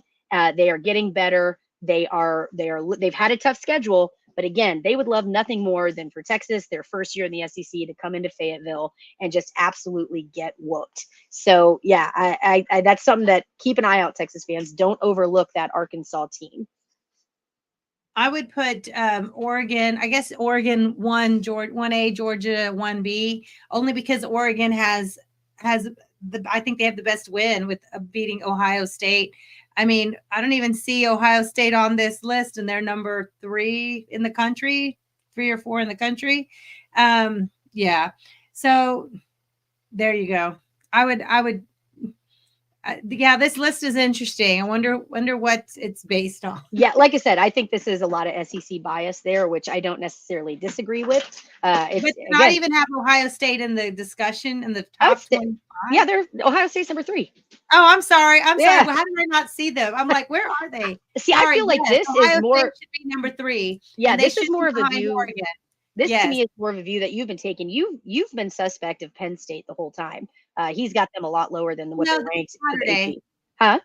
We'll know this Saturday. Yeah, absolutely. Absolutely. So let's look forward. Let's look to the games that are coming up on Saturday. What all is going to be. Let's make a few picks. Let's talk about it a little bit. Of course, got to talk some trash. First game, we just talked about it. Yeah, listen, I'm going to talk trash. When it comes to Ohio State and Penn State, I'm going to talk trash. That's just the thing I'm going to do. Okay, well, first, let's say we're still in that time where we're getting college football every day. Well, college or NFL every day. We had Monday Night Football. We had Tuesday night college football. We had Wednesday night college football, which was a really good game with Jacksonville State and Liberty. I don't know if you watched it, but I watched it all. It was so good. Liberty, who finally lost a game last weekend to a terrible team at home. They lost again last night at home. No, they lost on the road. They lost at home for the first time forever under their new coach. That was actually a really good game. So tonight, there's college football, so you can – no. That's Thursday. Tomorrow night, you can see the best running back in the country, Boise State. Tonight, the Texans play. Yeah. Friday. Yeah. I'm sorry. Tonight, the Texans play. You're right. They're Thursday night football. All right. So let's get into Saturday. The big game. It starts off right away at 11 a.m. Fox, 6-1 Ohio State goes to they're ranked number 4, and we're AP ranking 4, and they go to at number 3. They have them at number 3, Penn State, and undefeated. Ohio State is 3.5-point favorites at Penn State. So we know Ohio State's only loss was at Oregon by 1 point. They survived last weekend at home. They could only run the ball 31 attempts for 64 yards. That's crazy. Nebraska really stepped up. Now that was a game. Look, I've said this for a while. I think college football is better when Nebraska is good and when they're back. And I think Matt Rule is on track for that. Again, Nebraska fans have to be patient, just like Texas fans had to be. But I do think that they're taking some good steps. I've seen progress with Nebraska since Matt Rule has taken over. What I will say, I was surprised. I thought Nebraska played a tougher game. They played it a lot closer than I thought they were going to against Ohio State. Yeah, absolutely. So, for me, looking at this, you've been suspect of Penn State all year. You've constantly had the attitude of, what have they done? How have they earned this? And you know what? You're not wrong. You absolutely have a good take on that. So this game for me is going to be, like you said earlier, I really agree. This is going to be we're about to find out. This is the FAFO game, right? The F around and find out game. So what are your thoughts on this one, Rocky? Penn State, they have 2 really great running backs who combined for over 1,000 yards already. I just want to know what's their best win. Is it USC, who's now unranked? At the time, it looked like a great win at Wisconsin. Solid win. This will be if they can beat Ohio State and give them their second loss and make them a question mark in the playoff, because it depends on how many teams the Big Ten is getting in, then that's a statement. They're underdogs at home. I'm going to say Ohio State wins this game. I think that Ohio State survived Nebraska at home, but it could be a little bit looking ahead to Penn State. Morning game. They're not getting their big home whiteout night game thing that they love so much. I'm going to say Ohio State comes in and wins. Maybe 3.5 still seems like a lot on a Big Ten game. So I'm going to say Ohio State wins, but doesn't cover. Maybe it's a 2-3 point game. See, I'm going a little different than you. I think Ohio State comes in and I think they cover by a decent amount. I think Penn State, like you said, I agree with you. I think Penn State is going to get exposed in this game. I think they're a good team. I don't think they are the greatest team. I think the Big Ten started off with a lot of potential, but really when you look at it, at the end of the day, the Big Ten, and I'm saying this as a Michigan State fan, the Big Ten is not, it is a very top-heavy conference, like the SEC has been in years past. The Big Ten is a super top-heavy conference right now. There hasn't been a ton of competition. So when you tell me, oh, Penn State's at number 3, yeah, but who have they played? Who have they really gone against? If you look at the collective record of the teams that they played. So I think this is one that the Nebraska game was a wake-up call for Ohio State. I think you're right. I think they might have been looking ahead just a little bit, but I think that was a wake-up call for Ohio State. So yeah, I think they go into Penn State. I think they handle business. I think I think Ohio State wins this one by 10. Oh, wow. Okay. That would knock Penn State down, but not out of the playoffs. Yeah, certainly not. All right. They would still very much be alive in the playoffs. All right. So also at 11 a.m., 6-2 Duke go to undefeated Miami, number 5 Miami, 8-0. Miami are 20-point favorites. So last week SMU. It was SMU Duke. Duke was down big, 21-7, came back to tie it up, take it to overtime. SMU gets the touchdown. Malik Murphy, beautiful throw on a dime for to make it 28-27. They go for 2 and don't get it. What do you think about that, Megan? The coach at home, it's only the first overtime. They don't have to go for 2. They can kick the goal and live to play another overtime. What do you think about that? Going for it all in the first overtime?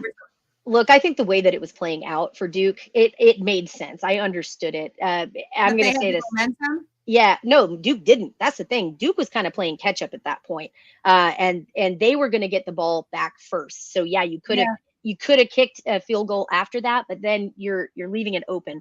I think the issue here, and it's starting to show, and we'll talk about this in just a second with this game coming up. Malik Murphy, we know him, we love him, we know he's got a ton of potential, and he's really carried this team, in my opinion, farther than people expected. That being said, he doesn't have a ton of weapons around him, and I think that was the thought.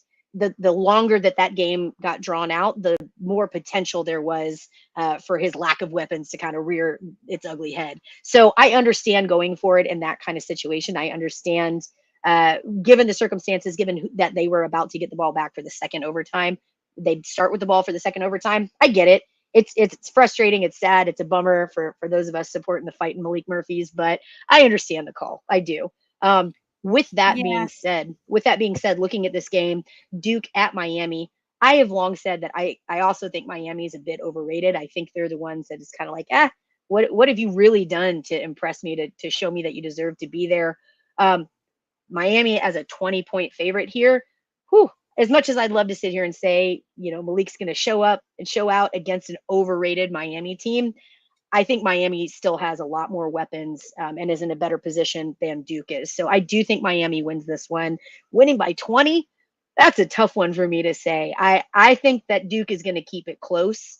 But again, that lack of weaponry in Malik's arsenal, I think, is going to really catch up. So Miami definitely wins this one. Do they win it? Do they cover? I'm going to say no, but I'm going to say they barely don't cover. I think this is something where Miami takes off and wins by like 17 points, something like that. How about you? Wow. Okay. I have the game much closer only because Miami's defense still is suspect. Duke starts slow, gets things rolling. But what I noticed interesting about Miami's offense, Cam Ward will be a Heisman finalist, 191 attempts for almost 3,000 yards. Fantastic. I like his 24 touchdowns to only 5 interceptions ratio. But what I really noticed about Miami that I didn't really think about, wow, they throw it all over the place, but do they run it? 302 pass attempts, 276 rush attempts. So the offense is still really balanced. You can take that on the road. You can get into the playoffs with that kind of a balanced attack. So, but again, what's going to win championships and win big games is defense. Miami's defense is still suspect. They gave up a ton of points to Louisville too. I would say the defense is going to make this game closer, and the fighting Malik Murphys will I think they'll stay within 20, but Miami wins. All right. one of the Texas opponents. There's 4 opponents left on the regular season, and they all play Saturday, so we can sit in the comfort of our couch and bowl of popcorn and watch. Is Arkansas. They host number 19 Ole Miss. 6-2 Ole Miss at 5-3 Arkansas. Mississippi are 8-point favorites. They are 2-2 in their last 4 games. In their first 4 games, they average. Remember, Ole Miss came out with high flying offense. They averaged 55 points a game. The last 4 games, they're averaging 24 points a game, so less than half. So they've been figured out. Can Arkansas do it too? Arkansas has good wins: Auburn, Tennessee, Mississippi State, but losses to A&M and LSU. The teams that were competing for the top of the SEC last weekend. What do you say, Arkansas? Yeah. Look, I put it on upset alert. I'm calling it right now. I think Arkansas, Arkansas is going to get another upset. I'm taking Arkansas in an upset here. Again, I think Arkansas is a better team. Like I mentioned earlier, I think they're a better team than people are giving them credit for. They've been playing really tough football. Those wins, or excuse me, those 2 losses they have against A&M and LSU.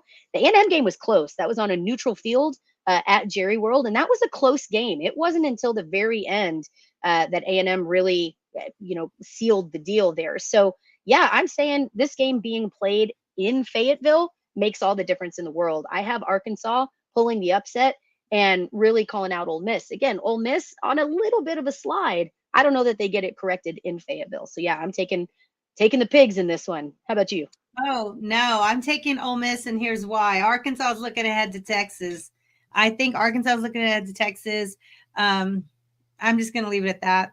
They're looking ahead. I don't know. No, it's still too early. I don't know. I think Ole Miss has enough offense. Right. So does Arkansas, but I think Ole Miss has enough offense. I'm just going to stick with Ole Miss. All right. All right. For no reason. All right. On CBS, Air Force and Army. The military academies, Navy was doing amazing until they got handled by Notre Dame at home last weekend. Army still undefeated because they had the week off. So they are 7-0, ranked and 22-point favorites. We don't have to pick that one, but they're playing 1-6 Air Force. So they should stay undefeated, but it's college football. That's why you play the game. Absolutely. All right. Number 1, Oregon is going to Michigan.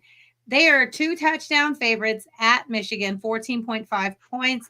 8-0 Oregon, 5-3 Michigan. Again, we talked about this. Michigan is loaded with NFL talent, top 10 talent loaded, but they have no offense. They have nothing. Can they score enough points to keep up with Oregon? Yeah, look, looking at this one, it's a bloodbath. Again, Michigan kept this close last week against Michigan State. Saying this is a Spartan, Michigan State's not a good team this year. So that Michigan State, even, the charts that you love tracking the win probability, State had it there for a while, and then they dipped, and then they were starting to come back. So this Michigan team to me and that was at home at Michigan. That was in Ann Arbor. So looking at this, I don't know. I just don't think Michigan has nearly enough juice to go up against a really explosive Oregon team. This being a 14.5-point game, I think Oregon wins and covers it. I think this is just an absolute bloodbath in Ann Arbor. Yeah, I could see Oregon pulling away 15 to 18 points in this game. Michigan has no offense. They are one of the lowest rated in so many categories on offense. They just can't put up points. Agreed. We've talked about complementary football when it comes to Texas, where Texas had kind of lacked a little bit. The defense was playing really well.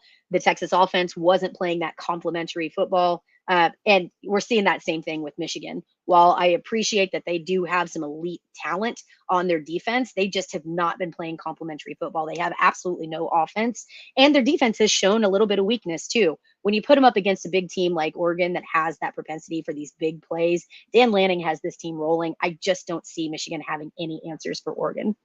Right. They've only scored 30 points once, and that was against Fresno. So they won't be able to keep up with Oregon, I don't think. And Oregon has athletes on defense as well. Right. All right. So big game. What do they call the Florida-Georgia game? What do they call it? The world's largest cocktail party. Yeah, there you go. The world's largest cocktail party.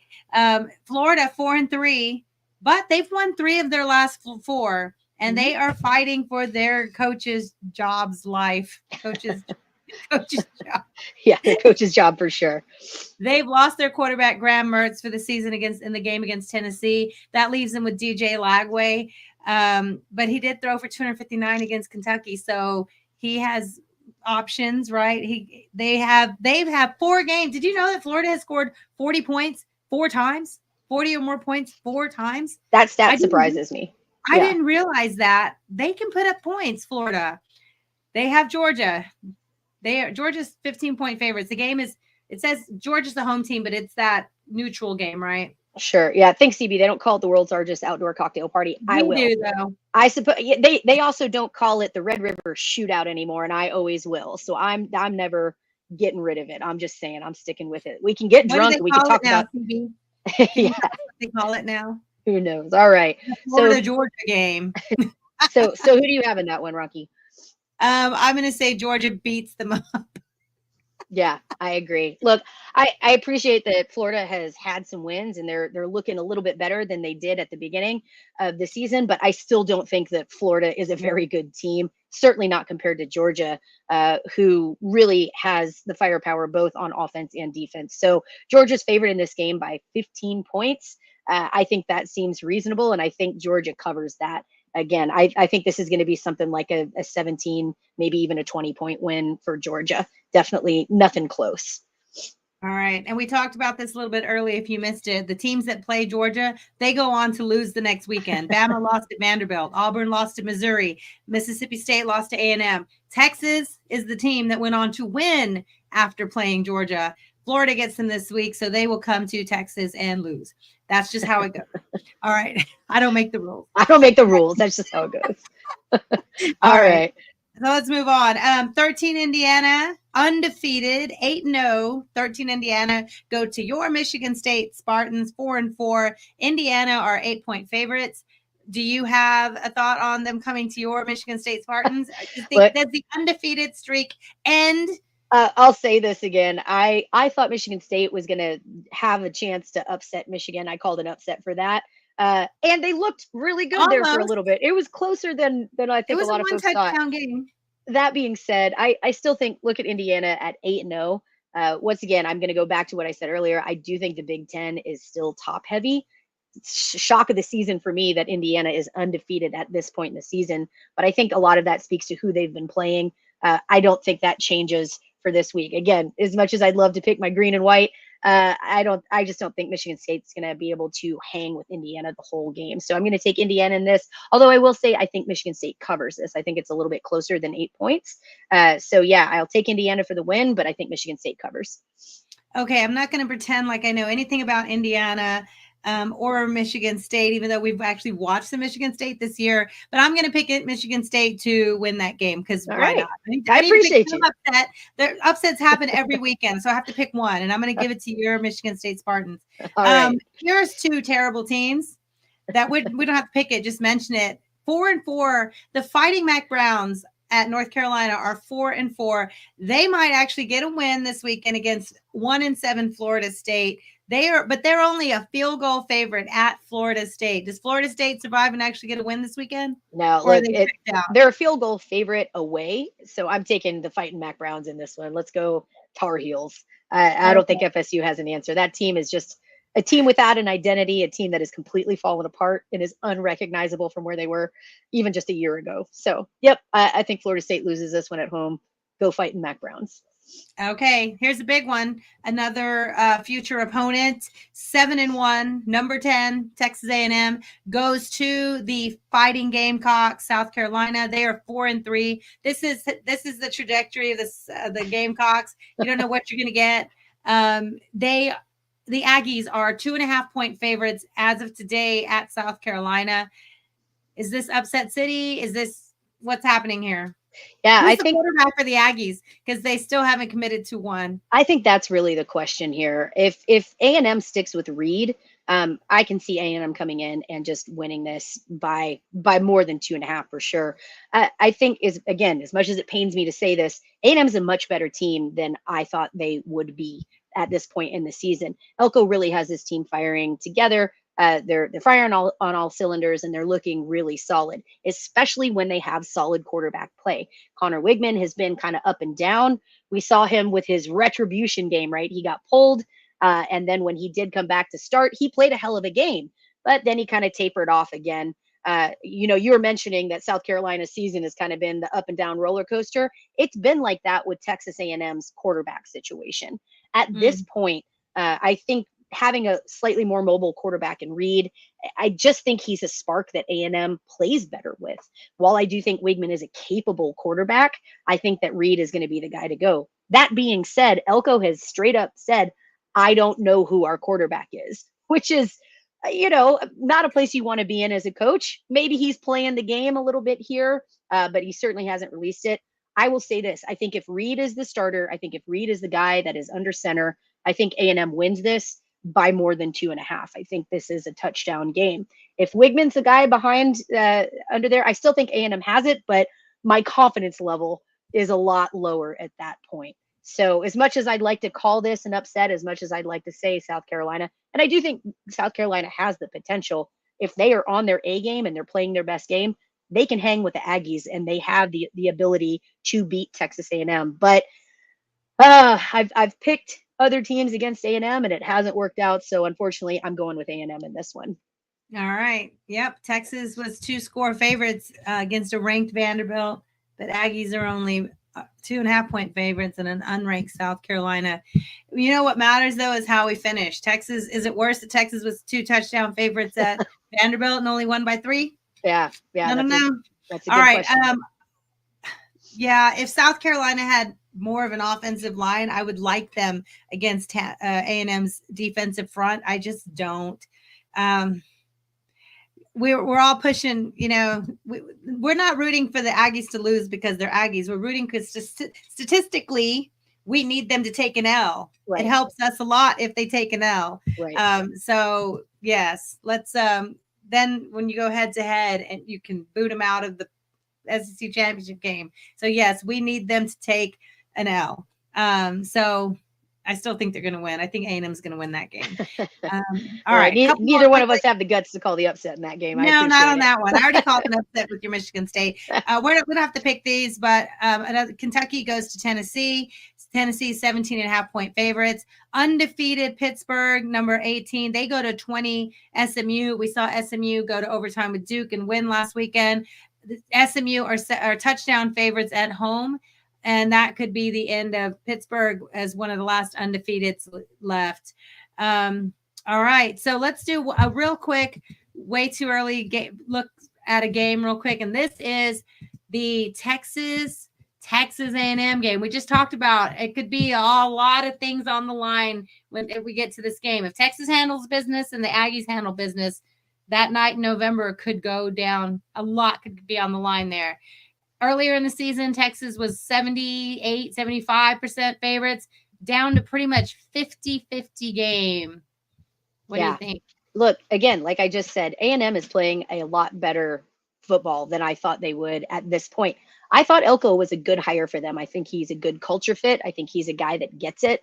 He's kind of that blue-collar guy.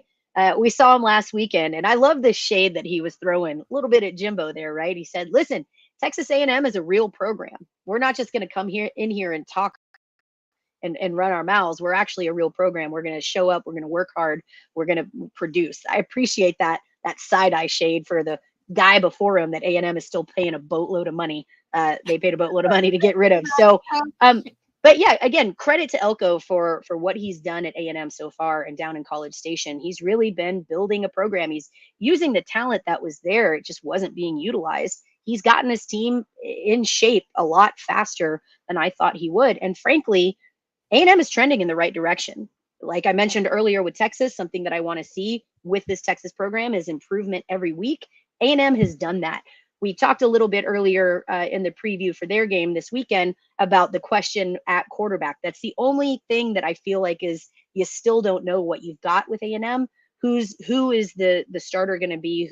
How is that quarterback going to play out? But either way, A&M has been trending in the right direction. So that game is setting up to be Texas at A&M is setting up to be one of the best games of the season. I think it's going to be really highly watched. again, if you don't have your tickets, goodness gracious be with you. If both teams continue to win, this could be one of the most, if not the most expensive game of the season, of the regular season. Right now, the get-in price is, after fees and everything, you're looking at just under $1,000 to sit third level nosebleed just to get in the door.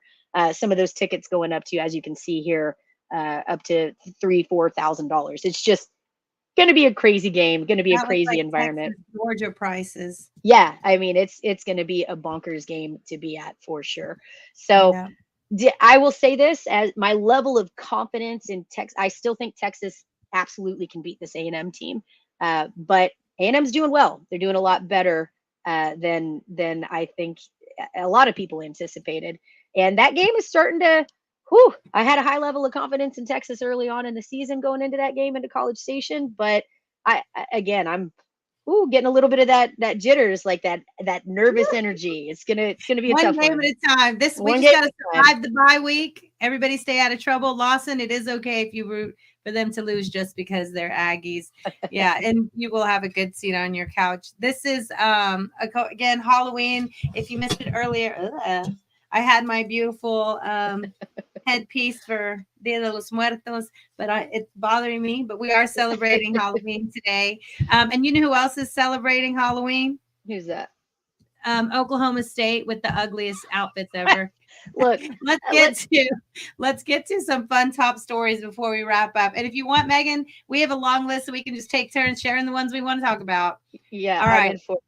I know you want to talk about this because you tweeted about it. Tell us about this outfit. I had to say it. Look, I know that this is a throwback. They are actually going back to being, I think it's Oklahoma A&M. That's why the A is on the side of their helmet. This is what they were before they were Oklahoma State. So Oklahoma A&M, I don't know if this is real, if they were the Tigers before because of these socks. So that's something I learned about my Detroit Tigers. They got that name because of striped socks that they wore in the late 1800s.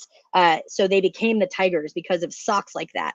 I can appreciate it on a baseball team. Tigers roaming Detroit. I can appreciate it on a baseball team. I think these are some of the worst. Like, this is the laziest alternate uniform I have ever seen. It is awful. Like, you literally just took their regular uniform, you changed the logo on the helmet. And let me tell you, I think Oklahoma State has great uniforms, but then you half-ass it and you just slap on armbands and tacky socks. I hate it. I hate everything about this. It does. Tell me it doesn't look like a prison uniform. It's awful. They say, would you just look at it? I'm like, do we have to? It's awful. This is an affront to human nature. I think it's god awful. And this is also a reason we don't always need to do alternates. Let's just talk about that. This was a huge miss. Huge miss, in my opinion. No, Texas doesn't need to or will ever do alternates. We know that. But if we did, they would not be that ugly. Yeah, look, we did. Ours would be beautiful and badass and a very classy throwback to something really epic. It wouldn't look like Beetlejuice Prisoner. I brought this up earlier this week. I think it'd be awesome if next year, maybe when Arkansas comes to town, if Texas does a throwback game where the uniforms, and we've done this before, were like the DKR era uniforms where the Texas isn't on the jersey. It's just the burnt orange, white pants, maybe put the burnt orange stripe down the side of the white pants like they had in the DKR era, still have this solid logo, just the Longhorn silhouette on the helmet, and then do something like have the alumni band there, do a throwback, recognize some legendary Longhorns. I would even love to see them do something like let's do retro pricing on a few things. Like you could get, nachos. You remember those old bowls, the cups and bowls that they used to have, the plastic ones? Bring those back for a game, man. I'm here for that. Give me some nachos and a soft drink for retro pricing or something. Again, I think you can do things like that. The flashcards in the stands. You can have themes. You can do throwbacks. You can do, some of the teams do whiteouts, things like that. But if you're going to do it right, man. Those are just god awful. They are offensive. Oklahoma State's alternates are just awful. Well, I hope they have fun playing in those uniforms. All right. So let's talk about women's basketball tickets. We know I've gotten a couple of tickets to a few of the games that are coming up, but they've broken records. They've had 100% jump in new season tickets. What do you call it? Yeah. New season ticket sales. They've had 100% jump. More than 4,000 people, according to our friend Brian Davis, more than 4,000 people have bought season tickets under Vic Schaefer. That's pretty exciting. Yeah, Big it's great. Ahead for the Horns. Listen, Rory Harmon's back. She is ready. She's pumped. She's been talking about, she's excited for this season. So yeah, I think there's a lot of excitement under Vic Schaefer and what he's building. Again, earlier we were talking about the culture that Sarkisian has built with Texas football. You're seeing that with Vic Schaefer as well. That culture that he's building, this consistently good Texas women's basketball team has been really fun to watch and really impressive. It's fun to go. So yeah, I love seeing that. Love seeing the support for women. Love seeing Texas really build something under Vic. All right. So what top story do you want to mention? So I just wanted to bring this up. We talked a little bit earlier about the game formerly known as the world's largest cocktail party. Again, I refuse to be PC about it. I'm still going to call it that. But they have mentioned that Jacksonville's Everbank Stadium is undergoing renovations. So the annual Georgia and Florida series will be moved in 26 and 27. So in 26, it'll be played in Atlanta at the Mercedes-Benz Stadium. And in 27, it'll be played in Tampa at the Raymond James Stadium. Do you have any feelings on this? Like I am very opinionated about college games in NFL stadiums. Well, I mean, I guess if this is temporary, it's not like they're trying to be there forever. But this game is always played in Jacksonville Stadium. Well, that's where when we go, it's played. No, I'm talking about this game specifically. I don't care about wherever anyone else plays their game. Oh, I hate seeing college games in NFL stadiums. I think it's silly. Like when we've played at Jerry World, again, we played Arkansas a few years back at Jerry World, did not go well for us, but it loses some of the soul to me. That's part of why I love the OU game being played at the Cotton Bowl, because it's not this like big behemoth of an NFL soulless stadium. It's at the State Fair. You've got so much going on with it. I know it's not your favorite game, but anytime that I've been to a game or even watched a college game in a big NFL stadium, I just feel like you're losing so much of the vibe. It seems like the sound goes away in these big cavernous spaces that seat fewer people. I remember Texas up in Maryland when instead of playing at Maryland, they played at FedEx Field, and it was just a terrible vibe. I hated it. So you don't have any opinion? I have all the opinions. Don't worry, I've got the opinions covered for both of us. I think college games in an NFL stadium is absolutely ridiculous. I have an opinion about this. So we didn't get time to talk about it on Monday or Tuesday, whatever it was. But this Dwayne Wade statue, who is this monster that we've had some funny statues over the years where it doesn't look anything like the person. But I thought this was hilarious to throw back the Heat team, the championship Heat team, and put him with the screaming head.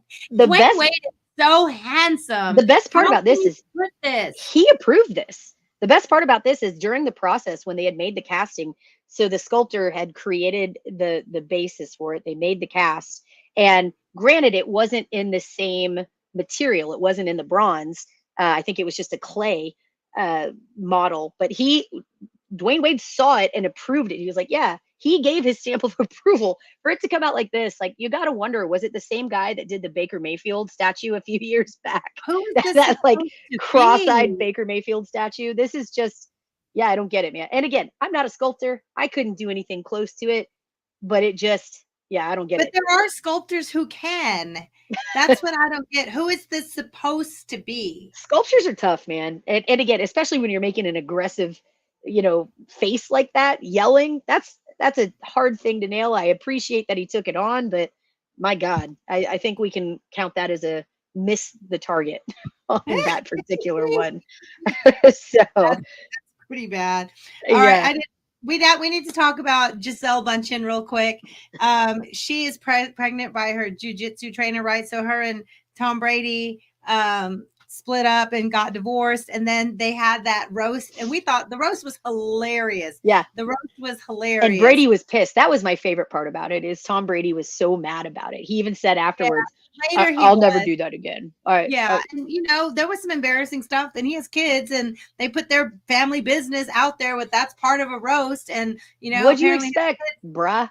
Come on. Apparently his kids got some backlash from that. And you don't want the kids to be embarrassed about the way the parents are behaving, right? But he signed up for that, Tom Brady. Yeah. Well, now he's going to get it roasted even more. Gisele's going to have a baby with the jiu-jitsu trainer. Yeah. That's interesting. We talked about this when, when Coach Saban retired, and DeBoer came in. It's tough to be the man after the guy after the man. Can you imagine like being the guy? What are the kids going to think? Like, oh, now we've got this other, brother or sister coming in. But how's that little kid going to think? Oh, well, their dad's Tom Brady. Does that affect them? I don't know. I just think it's kind of funny. Those kids may tease him, but they're still going to try to come over to the Brady house. Right. That's probably true.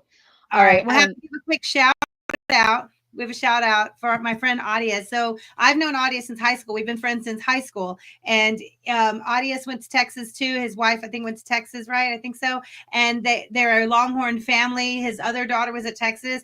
We met Monica at the Big 12 championship game. I think Monica's the one we met, or we met the daughter that was already in Texas. I forget, but they're lovely ladies. And the second daughter just got admitted to Texas for the spring. So hook them to your family. Congratulations. Awesome. I know you're so proud. Congratulations. That's a big deal. So now both his daughters are going to be Longhorns. Congratulations, Adias. Yeah. That's pretty amazing. That's pretty cool. Amazing. They got to have, it's really tough. You know what else is really tough, but Westlake makes it look easy? Westlake beat Lake Travis again 5 times in a row. I think how many is that now in the past 10 years? I think it's like 8 of the last 9 or 9 of the last 10. 8 of the last 9, I think. Westlake won again 28-16. Wow. At Lake Travis too. That's crazy. This week is homecoming. So not to get too off track, but did you do big mums at homecoming? Yeah, we always did. That's a Texas thing. That's been a Texas tradition. Yeah, it's a Texas forever. thing, but some high schools are more ridiculous. When I was a kid, maybe because we didn't have the internet, I didn't know other people were doing mums the size of Texas. Yeah, that's a new thing. That's developed into that newish kind of thing, because the ones that are like the size of your body, yeah, that's within the past like 5 they're doing years. Some that 2 people have to hold up together. They're doing some that spin, light up, blink, which is crazy, amazing, good for you. I never saw those things growing up. See the point. Hundreds of dollars, if not thousands of dollars.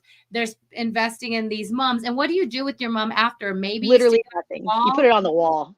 And then when you go to college, it goes away. Like stupid. Yeah.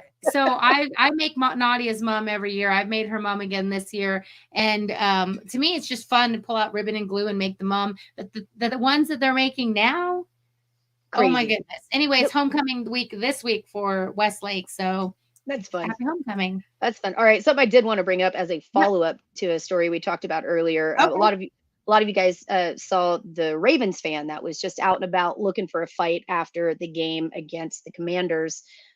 He was filmed. His buddy was filming him. This guy was just walking down the street and walked up to a random stranger and punched him, knocked him out. Obviously assault. He's bragging about it on the video itself. This fan has now been, he turned himself in. So he was identified really quickly. And then he turned himself in. So he has now been, so he was arrested because he, again, turned himself in, and arrested he is facing first-degree aggravated assault.